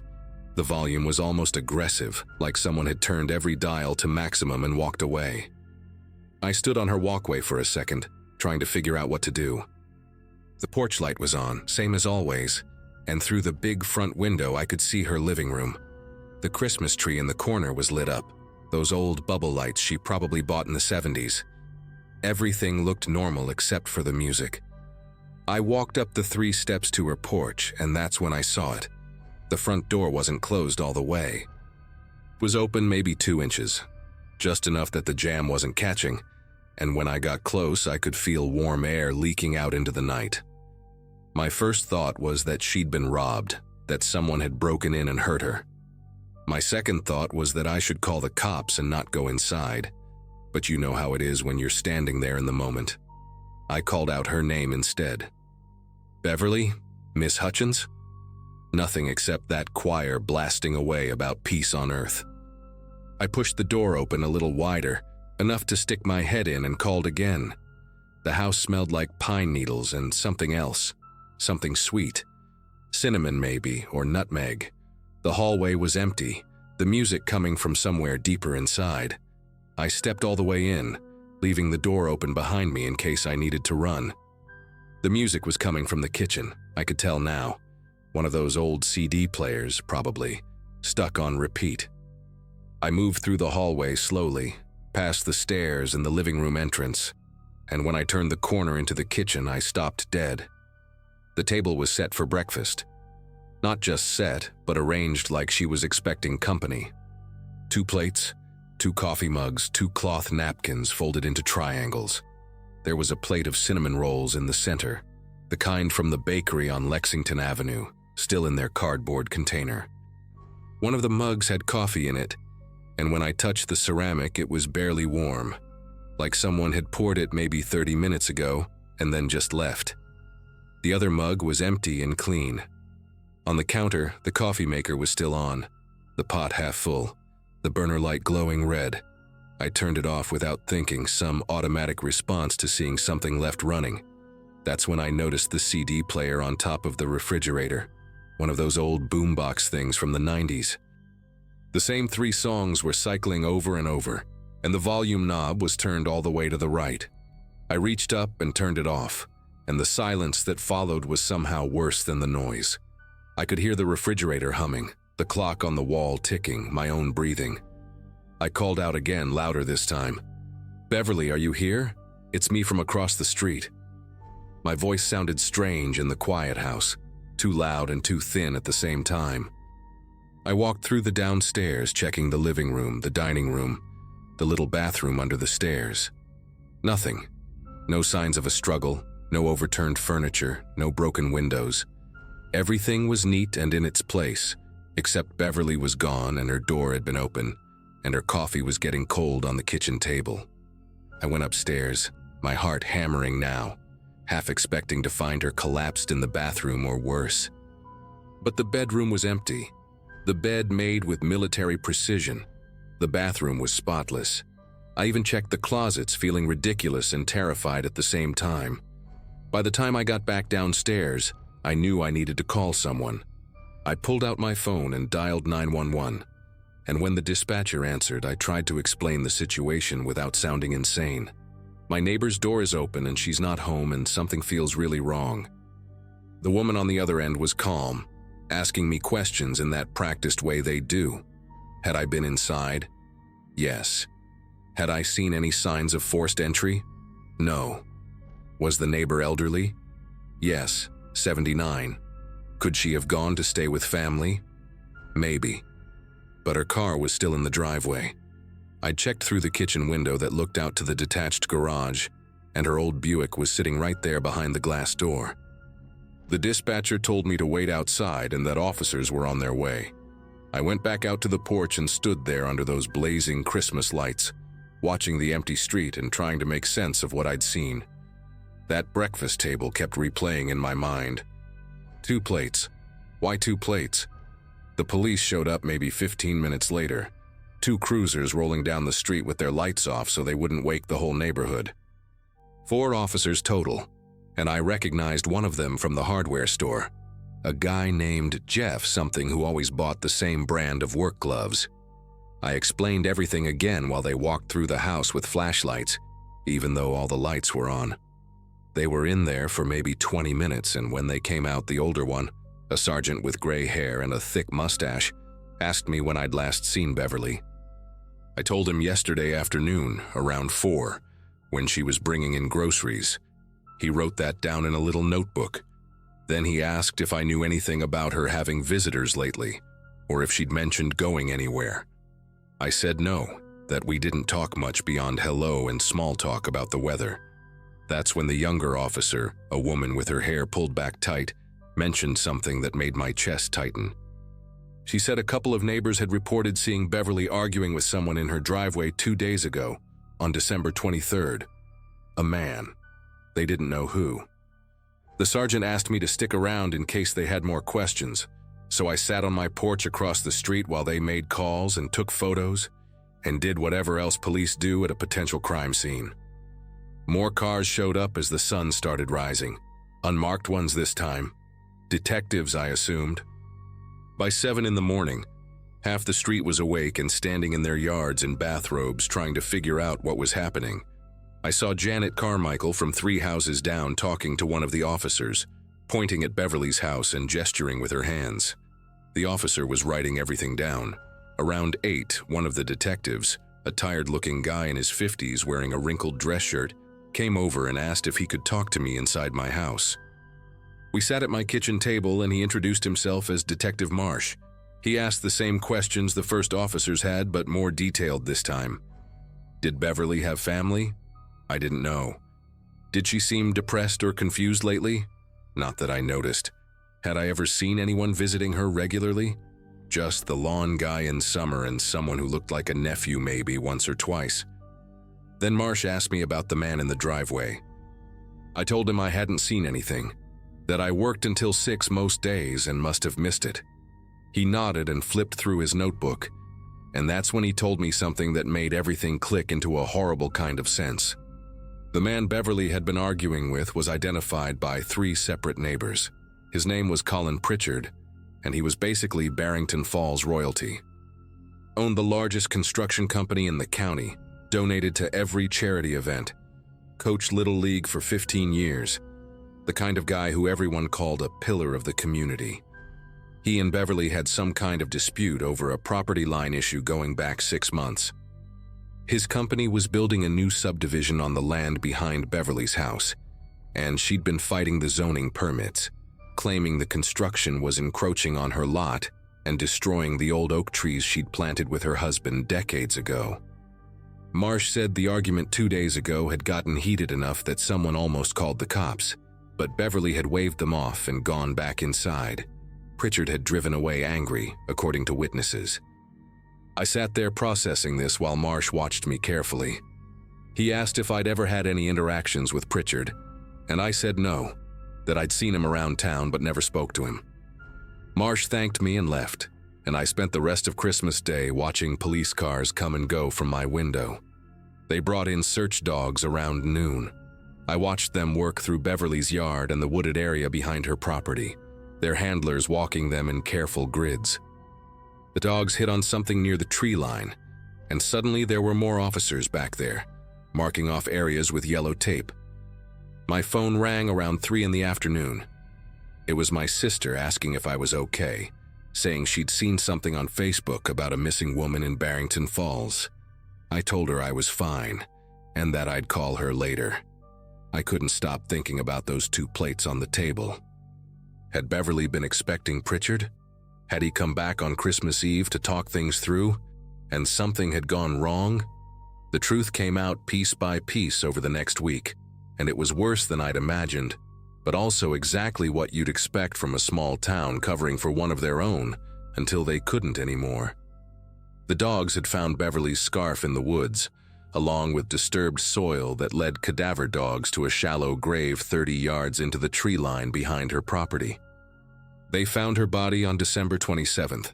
The medical examiner determined she'd been killed by blunt force trauma to the head, likely in her own driveway before being dragged into the woods. Pritchard's story fell apart within 48 hours. Security footage from a neighbor's Ring camera showed his truck parked on the street at 11:30 on Christmas Eve. Phone records showed Beverly had called him that evening, probably trying one last time to resolve the property dispute before the holidays. Witnesses came forward saying they'd heard him at the bar on December 23rd, drunk and ranting about that old woman ruining everything and how he'd take care of it himself. He was arrested on December 29th at his office, surrounded by photos of him shaking hands with the mayor and cutting ribbons at charity events. The prosecutor said he'd likely panicked during another argument, hit her with something, maybe a piece of construction equipment from his truck, and then spent hours trying to cover it up. The breakfast table, they figured, was Beverly's attempt at peace. She'd probably invited him over Christmas morning to talk civilly, not knowing he'd already decided violence was easier than compromise. The trial happened in the fall of 2025, and I didn't go. I read about it in the paper like everyone else. Pritchard's defense tried to paint it as an accident, a tragic misunderstanding between neighbors that got out of hand. The jury didn't buy it. He got 25 years to life, and the judge made a point of saying that no amount of money or community standing puts someone above the law. The local paper ran editorials about how Barrington Falls needed to take a hard look at who it chose to trust and elevate. But you know how these things go. 6 months later, people were already talking about Pritchard's son taking over the construction company and how the family had been through enough. Someone started a fundraiser for his legal appeals. That's small towns for you. Forgiveness comes easier for some than others, especially when they've got the right last name and enough people who owe them favors. I still live across the street from Beverly's house. Her nephew sold it in the spring, and a young couple with 2 kids moved in by summer. They repainted it gray and took down all the old Christmas decorations, replaced them with those white icicle lights that look cold and modern. I haven't told them what happened there. They seem happy, and maybe that's enough. But every Christmas when I see lights on houses in the neighborhood, I think about Beverly and those multicolored bulbs blazing at 3 in the morning and that music looping endlessly in her empty kitchen. I think about how she'd spent all that time trying to save those oak trees her husband planted, trying to protect something that mattered to her, and how someone decided his convenience was worth more than her life. The property dispute got resolved after she died, of course. The construction company got their permits, the subdivision went up, and the oak trees came down. Drive past there now and you'd never know they existed. That's the part that gets me the most. She died over trees that don't even cast shadows anymore, killed by a man everyone thought was a good guy, right up until the moment they couldn't pretend anymore. I don't wave at neighbors as much as I used to. I keep my head down and my door locked, and I pay attention when someone's routine changes. Because that's the thing about small towns where everyone knows everyone. Sometimes the monsters are the ones cutting ribbons at charity events and coaching your kids, and nobody wants to see it until it's too late.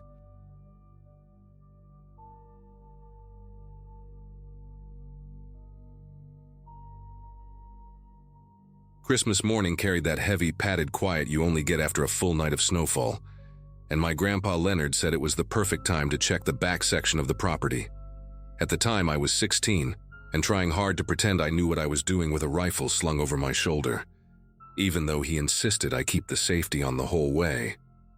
Our family owned a stretch of forested land behind the old cabin, a place we mainly used for hunting and cutting firewood, and it always felt isolated in a peaceful, predictable way. That day, the cold had a strange density to it, the kind that clung to every breath and made even normal sounds feel distant. Leonard walked ahead with his slow, steady steps, humming some off-key Christmas hymn the same way he had since I was little.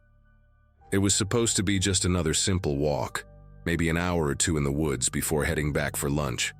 Nothing about that morning gave me any hint that someone else had been on our land for a long time, close enough to watch us without being noticed. Snow dampened every footstep as we moved farther from the cabin, following an old, thin trail that only Leonard seemed able to recognize anymore.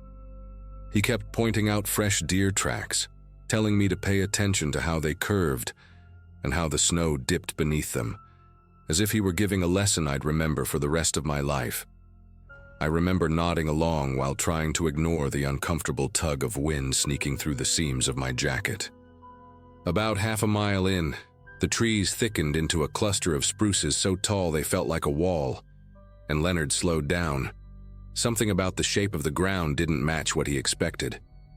A narrow indentation cut through the snow, not deep like an animal path, but straight and deliberate, with edges softened by fresh flakes.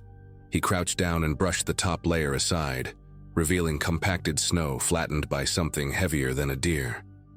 I noticed a faint sour smell carried by the air, like damp fabric mixed with old smoke. Leonard didn't say anything at first, but the way he squinted told me he didn't like what he was seeing. We followed the strange path deeper into the spruces, moving slower now, the forest closing around us so tightly the sky disappeared above the branches.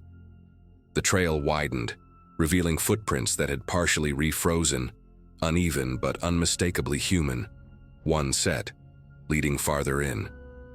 A few yards ahead, something dark poked out behind a cluster of fallen branches. Leonard raised his hand for me to stop, then approached it carefully, using the tip of his boot to brush away loose twigs. What appeared beneath didn't look like anything I'd ever expect to find on our land. A curved sheet of tin, shaped into a half-shelter and buried under packed snow. Its sides were reinforced with logs and pieces of old fencing, all crudely tied together with knotted rope.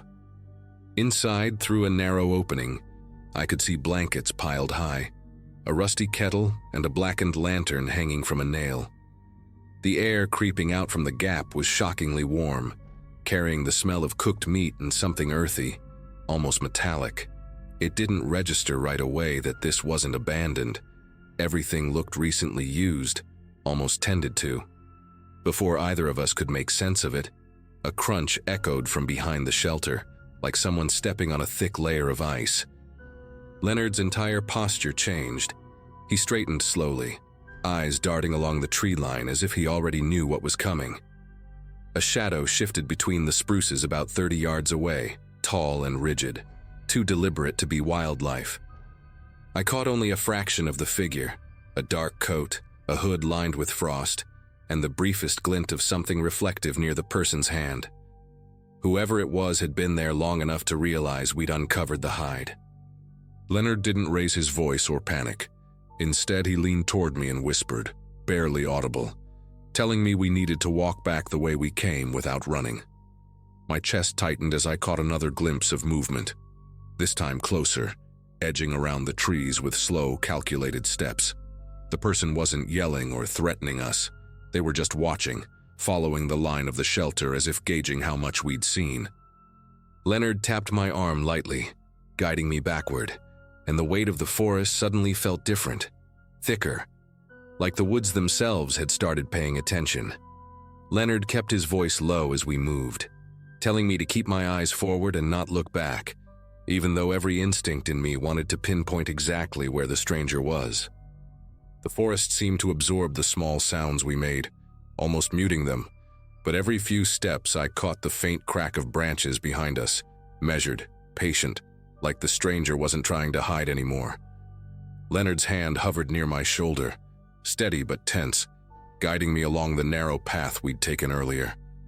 The cold seeped deeper into the air, mixing with the heavy scent that drifted from the hide, something like wet canvas and stale smoke. I kept imagining that whoever lived out here had watched us for weeks, maybe months, studying our routines from this hidden shelter. When we reached a bend where the trees thinned for a moment, Leonard subtly angled his head toward me as if to say, "Almost there." But the look in his eyes said he didn't believe it. A few minutes later, the path dipped downhill, and the snow grew uneven, dotted with chunks of ice that hadn't been there on our way in. Leonard slowed down again, scanning the tree line with quick, darting glances.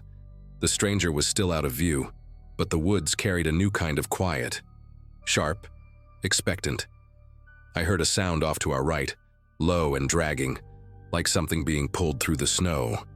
Leonard shifted his stance as if shielding me without making it obvious, and nudged me forward with a gentle pressure. We stepped carefully over a fallen log, and that's when I spotted something half buried beside it, a strip of red fabric frozen stiff, attached to a zipper. It looked like part of a winter jacket, small, worn down, smeared with dirt as if it had been there a long time. Leonard didn't let me stop to examine it. He just murmured for me to keep moving, his voice tighter than before. The unease wrapped around us like a second layer of cold, and every distant creak in the forest started sounding like a warning. We reached a point where the trail split into two faint paths, one we came from, and another that veered left toward a cluster of younger trees. Leonard hesitated for a moment, glancing between them. That pause stretched longer than it should have, and I realized he was listening intently, trying to locate the stranger by sound alone. Then something soft hit the snow behind us, a light thud, followed by the rustle of branches settling. Leonard made his decision instantly. He guided me down the path to the left, one we'd never taken before, hoping it would lead us around and back toward the cabin from the opposite direction. The deeper we went, the more the terrain sloped, making it harder to stay balanced on the thick snow. I could sense Leonard calculating every turn, every noise, as if replaying years of walking this land in his head. Still, The steady pattern of footsteps kept tracing us, distant but deliberate, like the stranger didn't care about leaving tracks anymore. The farther we moved from the shelter, the more the forest pressed in, branches low enough to brush our shoulders and scrape against our sleeves. My breath grew uneven, forming brief clouds that drifted upward and vanished. Leonard finally whispered that he'd noticed something earlier, small changes around the cabin that he'd been dismissing as wildlife.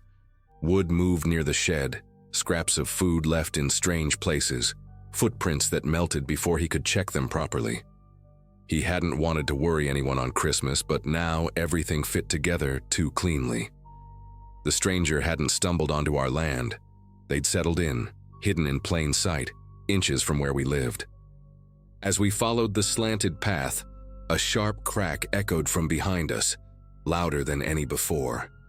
Leonard didn't say a word, but the way his jaw tightened told me he knew we were running out of time to stay unnoticed. The slope leveled out near a cluster of old birch trees where the snow thinned, exposing patches of brown, frozen earth. Leonard slowed our pace even more, scanning for any sign that we were near the main trail back to the cabin. The air felt heavier here, almost muffled, like the forest had tucked itself inward. Then he noticed something partially hidden under a sheet of ice near one of the tree roots, a metal tin, the kind people use to store matches or small supplies. He nudged it gently with his boot, and the lid shifted just enough for us to see what was inside. Folded scraps of newspaper lined with notes scribbled in pencil, most of them smeared and warped by moisture. One of the visible phrases mentioned a weathered cabin on the ridge, and another, barely legible, described movement near the east window. Leonard didn't let me read further.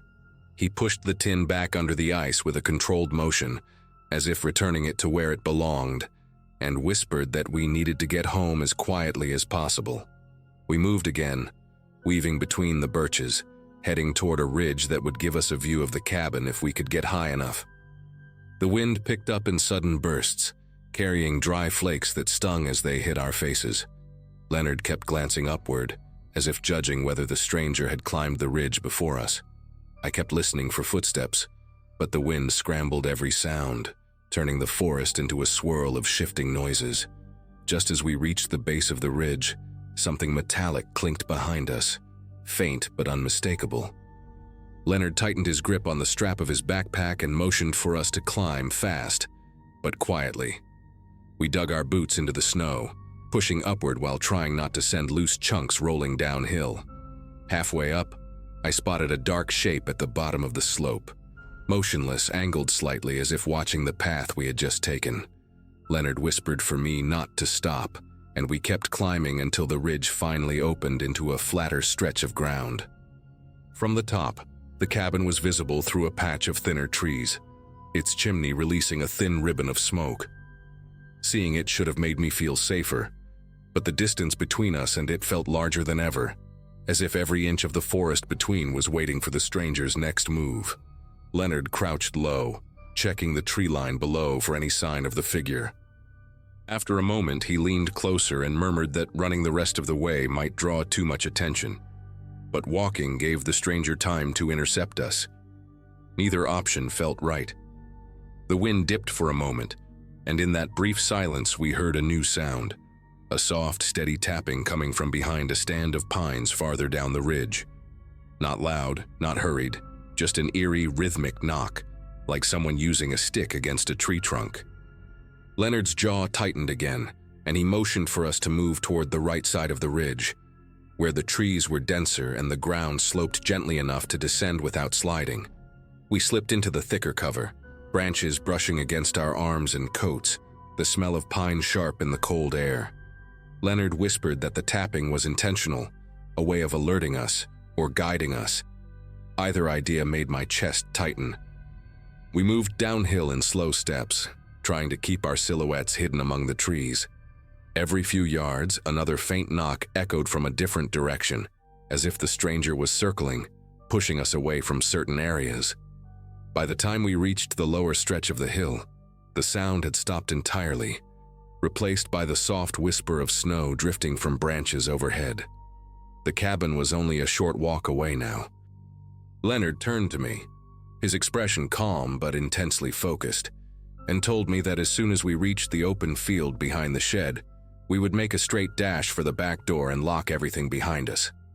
Before he could say more, a dark figure stepped briefly into view between two distant rows of trees, just long enough for us to know the stranger wasn't finished with us yet. Leonard barely gave me time to process the sight before he tapped my arm and guided me forward, keeping our pace slow until we reached the edge of the trees. The snow in the open field looked untouched, smooth, pale, and almost too perfect.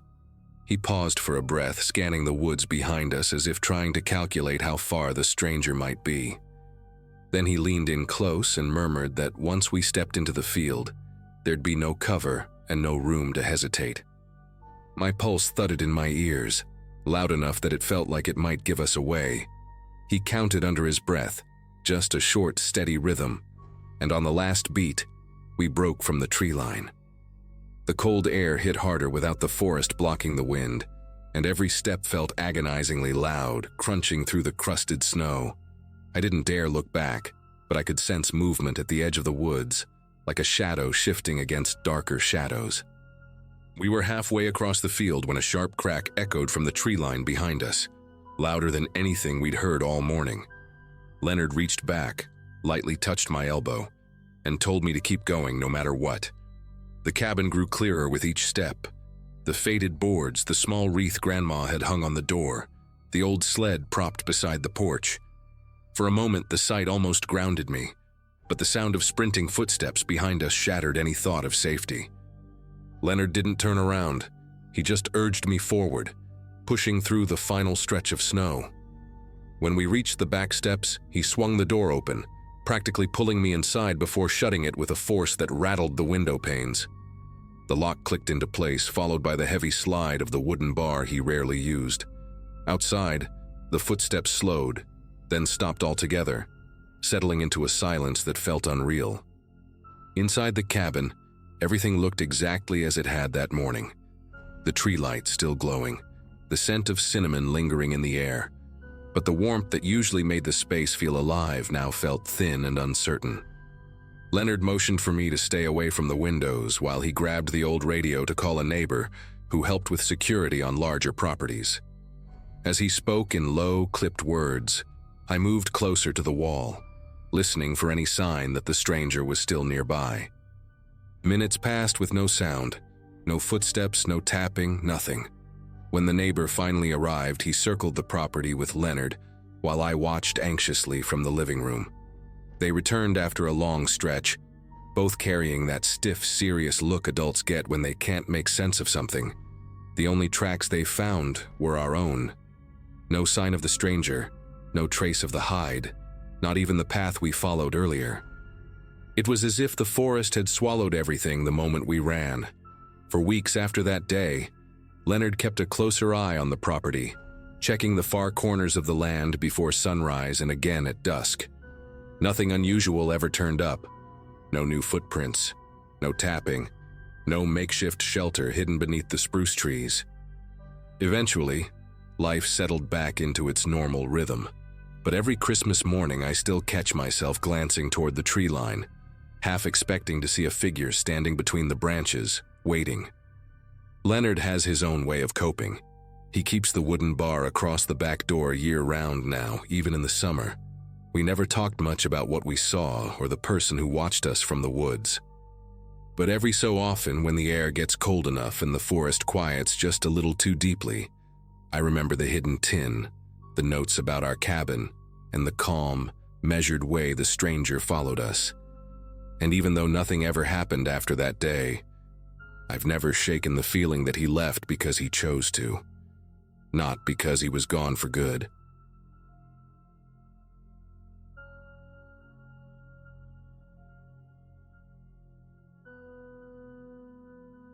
Late December of 2022 had a strange rhythm to it, and I remember that year clearly because our place felt heavier than usual even before anything scary happened.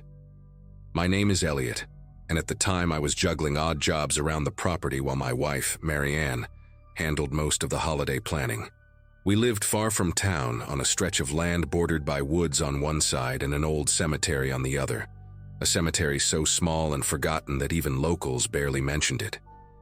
Our closest neighbor lived a 15-minute drive away, so the quiet was something we'd grown used to. That Christmas Eve started like any other. Cold air drifting through the cracks of the old farmhouse, the smell of pine from the tree Marianne insisted on cutting herself, and the sound of our two kids arguing upstairs over something trivial. Nothing in that morning hinted that by nightfall I'd question whether we were really safe out there. The day moved slowly, the way winter days do when the sun barely clears the treetops. I kept glancing out the kitchen window toward the cemetery, noticing how the gravestones looked sharper than usual under the thin layer of frost. There was a shed back there, one the groundskeeper used decades ago, but no one maintained that place anymore. Every time I caught sight of it, I felt a kind of pressure in the back of my mind, like my brain wanted me to pay attention to it without explaining why. Marianne teased me for staring outside so much, but I couldn't shake the sense that the tree line felt too still, like the air was holding its breath. Even the usual crows that perched on the fence posts stayed away. By late afternoon, that odd stillness stretched across the yard until it felt like the world was waiting for something. Night settled abruptly, the kind that swallows everything at once, and we turned on the old string lights around the living room. The kids were already wired with excitement for Christmas morning, but I kept drifting toward the front window, checking the porch more times than I want to admit. That house had its quirks, boards that shifted in the cold, the occasional creak of the staircase, but none of the noises we heard that night belonged to the house. The first sound hit around 9, slow, deliberate steps crossing the porch, not quick like an animal, not light like someone passing by. Each step pushed down hard, pausing just long enough to feel intentional. Our dog, Jasper, lifted his head from the rug and stared at the door without making a sound, which put me even more on edge. He wasn't the kind of dog to stay quiet when strangers approached. Marianne looked at me, expecting me to go check, but before I could reach the entryway, something tapped the living room window. 3 sharp knocks, spaced evenly, like someone signaling instead of begging for attention. The kids went silent upstairs. Even the warm glow from the Christmas lights felt wrong after that sound, too soft compared to the sudden pressure pulsing around the house. I reached for the back door instead of the front, thinking maybe someone needed help or got lost. But when I stepped onto the porch, the yard stretched out empty. Not a footprint, not a shadow, nothing moving between the gravestones. I stood there longer than I should have, listening to the quiet that followed, because deep down I knew that knock hadn't been a mistake or a stray branch. Someone had approached our home on Christmas Eve, and they wanted us to know it. The hours after that first knock dragged by in a way that made the house feel smaller, like the walls were quietly bending inward. We put the kids to bed early, pretending everything was fine, though they kept asking why Jasper wouldn't leave the hallway. He sat facing the front door with an intensity I'd never seen in him. Marianne tried to keep herself busy, folding blankets, checking the stove twice, rearranging ornaments on the tree. But every few minutes she'd glance toward the windows as if expecting another tap. Around midnight, just when we started thinking maybe the intruder had moved on, a heavy thud hit the roof hard enough to shake dust from the ceiling beams. Another came right after, longer, like something, or someone, dragged a boot across the shingles. We didn't move or speak. Even Jasper pressed himself lower to the floor. I grabbed the flashlight and stepped onto the back porch again, this time determined to catch whoever was playing these mind games. The cold felt sharp enough to bite through my jacket, but what unsettled me more was the absolute stillness of the yard. Not a breeze, not a sound of nighttime animals, not even the distant hum of a passing car. I aimed the light across the roofline but saw nothing. The cemetery, however, caught my eye. A faint glint flickered near the old shed, like metal catching the moonlight. It vanished as fast as it appeared, but it was enough to make my pulse throb in my ears.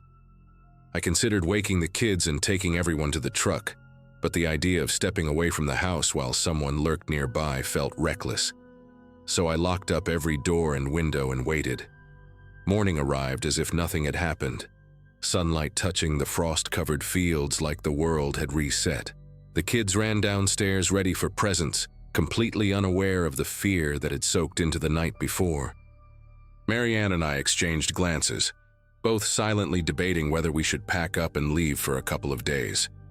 But we didn't want to ruin Christmas.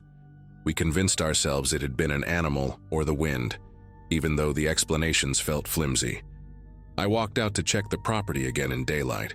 No footprints around the house, no debris on the roof, no sign of anyone passing through. But when I looked toward the cemetery shed, something inside me tightened. Not fear exactly, but something close to dread. The shed door, which was always swollen shut from years of weather, now hung slightly open. Curiosity pushed me across the field, despite every instinct telling me to stay away. The shed sat crooked, leaning to one side like it was trying to slip back into the earth. The padlock was snapped clean, and that alone made me stop. I pulled the door wider and saw what had been hidden from us for who knows how long. A pile of blankets arranged in a nest-like shape, empty food cans, a coffee mug with chipped blue paint, a small notebook, the cover warped from moisture. It was clear someone had been living there, sleeping there, watching the cemetery, and from the angle of the dusty window watching our house. The thought of someone spending nights barely a few hundred feet from where my kids slept made me feel lightheaded. But what truly rattled me was the small trail of boot prints leading from the shed, straight toward our porch steps. Prints that were fresh. I backed away from the shed, trying to make sense of how long this person had been hiding out there. The boot prints cut a direct line through the frosted grass, stopping right at the edge of our porch as if the intruder had stood there, studying the house before approaching it. When I returned inside, Marianne saw my expression and immediately gathered the kids in the living room. I told her what I'd found, and for the first time since we'd moved out there, she suggested calling someone, anyone, for help. But the nearest deputy wouldn't reach us quickly, and the idea of waiting around while the person could still be on the property made all of us uneasy. We decided to stay together in the living room until nightfall, locking every door, keeping the curtains drawn, and trying to pretend we weren't listening for something to return. As darkness settled, the house adopted that strained silence we'd heard the night before, an unnatural kind of quiet that felt as if the whole property were bracing for impact. We sat with the TV on low volume, trying to distract the kids with old Christmas movies. Jasper paced the length of the room, stopping every so often to sniff the bottom of the front door. Then, right around the same time as the previous night, sharp steps landed on the porch, slow, spaced, purposeful, not rushing, not hesitant, just steady. The knocking came next, but not on a window this time. 3 solid taps directly on the front door, as if whoever stood outside expected us to open it willingly. The kids huddled against Marianne, and I motioned for everyone to stay quiet. Whoever was out there waited, listening. I crept toward the mudroom where the old hunting rifle was stored. I hadn't fired it in years, but the weight of it in my hands offered a small sense of control. I moved carefully to the side window and angled myself enough to get a glimpse of the porch. That's when I finally saw him. A man stood facing the door, thin, wearing a heavy jacket that looked 2 sizes too big, and holding a lantern with a cracked glass pane. His face was partly hidden by a scarf pulled high on his cheeks, but his eyes were fixed on the house with an intensity that churned my thoughts. I didn't confront him. Instead, I shouted that I was armed and calling the authorities. The moment the words left my mouth, he broke into a frantic run, cutting across the yard toward the cemetery as if he knew the terrain better than we did. I chased him only far enough to ensure he was really leaving. By the time I reached the field, he'd vanished behind the shed. We packed up that same night and drove to Marianne's sister's house, refusing to spend another minute out there until someone checked the cemetery grounds. Deputies later found signs of long-term shelter, food wrappers, a sleeping bag, and footprints matching the ones on our porch, but no trace of the man himself. They suggested he was drifting through the area, using the abandoned shed whenever winter hit. We moved out the following spring. Even now, during quiet nights, I still replay those knocks in my head. I don't know why he targeted our home, why he returned each Christmas Eve, or what he might have done if we hadn't spoken up. All I know is that the silence around that cemetery was never truly empty.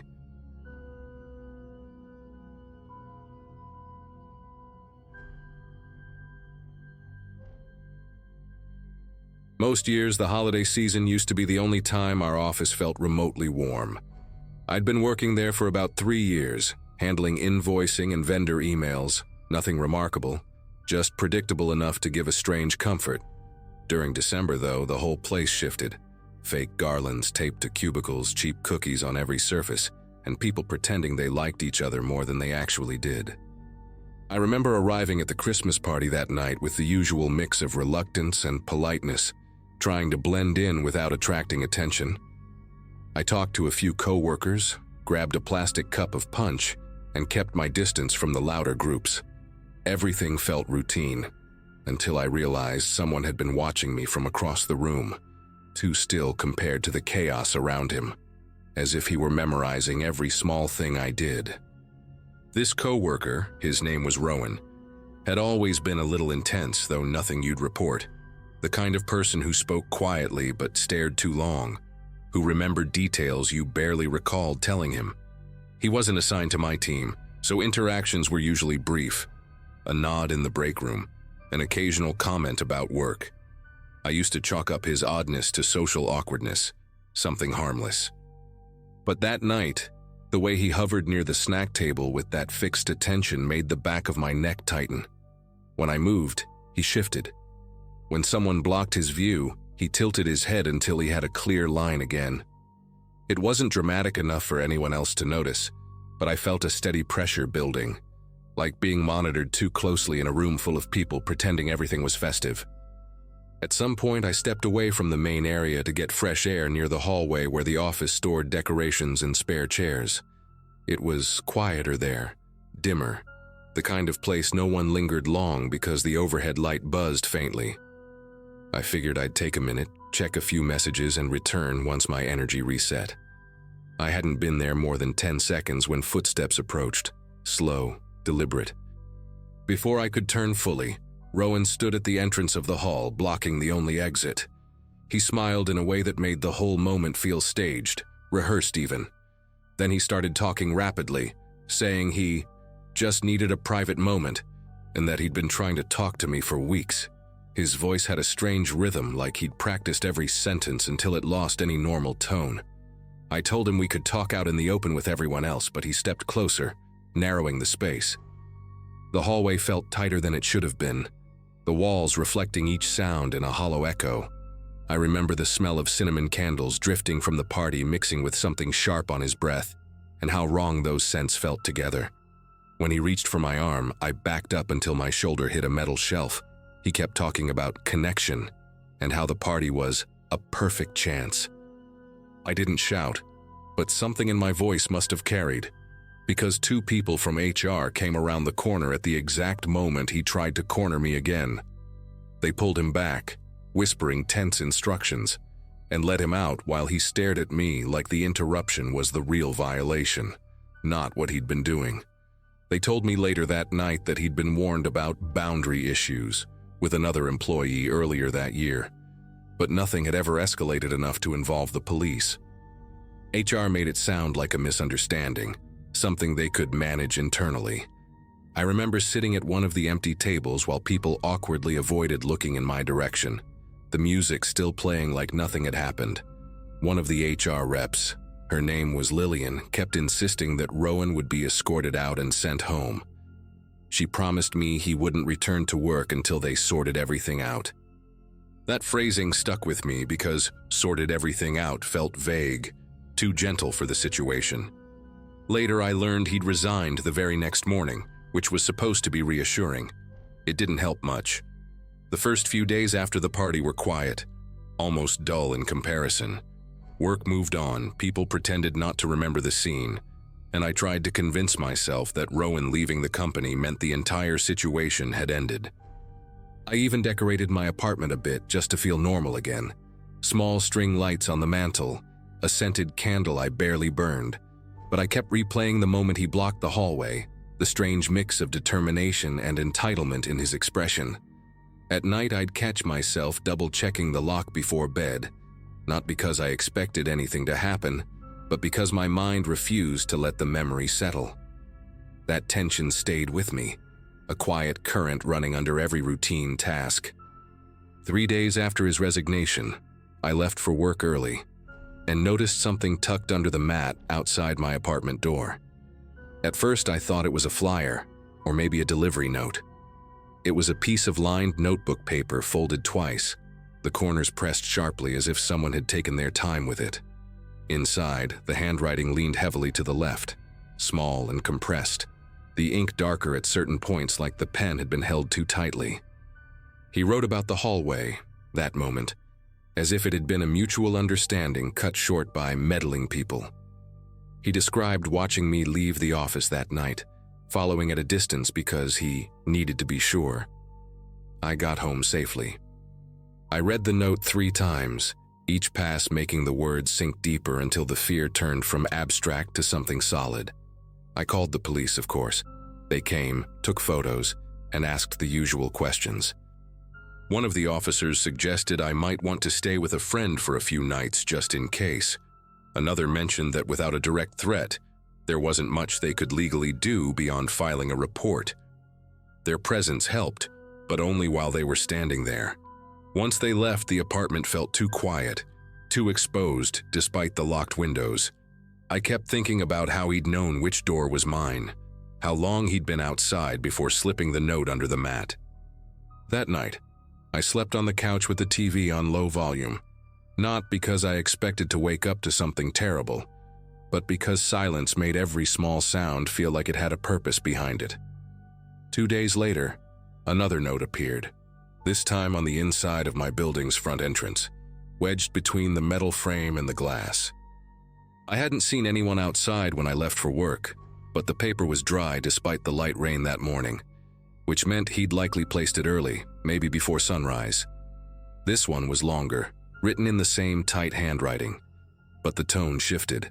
He wrote about leaving the company as if it had been a sacrifice he made for our future interactions, a phrase that made my chest tighten in a way I can still recall perfectly.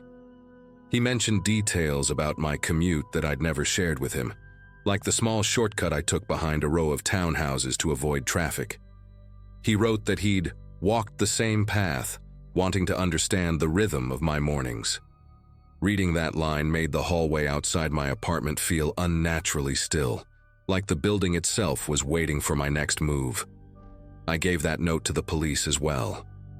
They took it more seriously than the first one, especially when I explained that Rowan had never known where I lived. One of the officers recommended adding a security camera, and I did it that same afternoon. The installation guy chatted while he worked, joking about holiday deliveries and porch pirates, totally unaware of how badly I needed the distraction.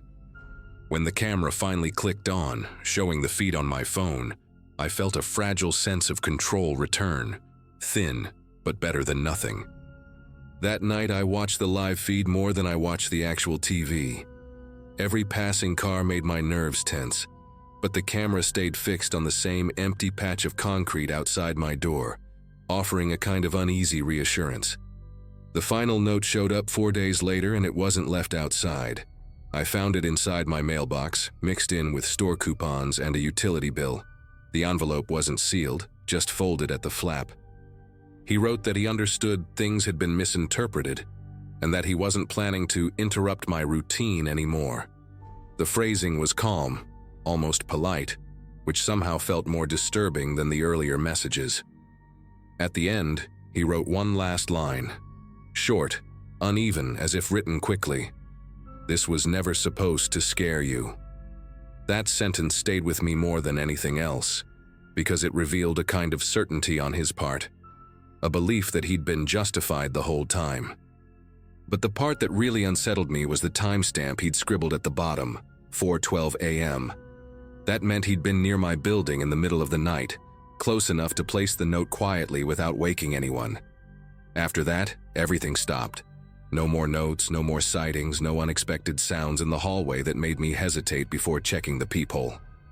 The police increased patrols near my street for a week, and the camera never picked up anyone matching his description. Weeks passed without incident, then months. Life slowly rearranged itself into something that resembled normal. But I still think about those notes, especially the last one. People assume the worst part is the fear you feel in the moment, but it's not. It's realizing how easily someone can step into your life, how quietly they can observe, and how their disappearance leaves a different kind of silence behind, one that never quite feels honest. Even now, every December, I catch myself checking the hallway before unlocking my door, half expecting another folded piece of paper waiting for me.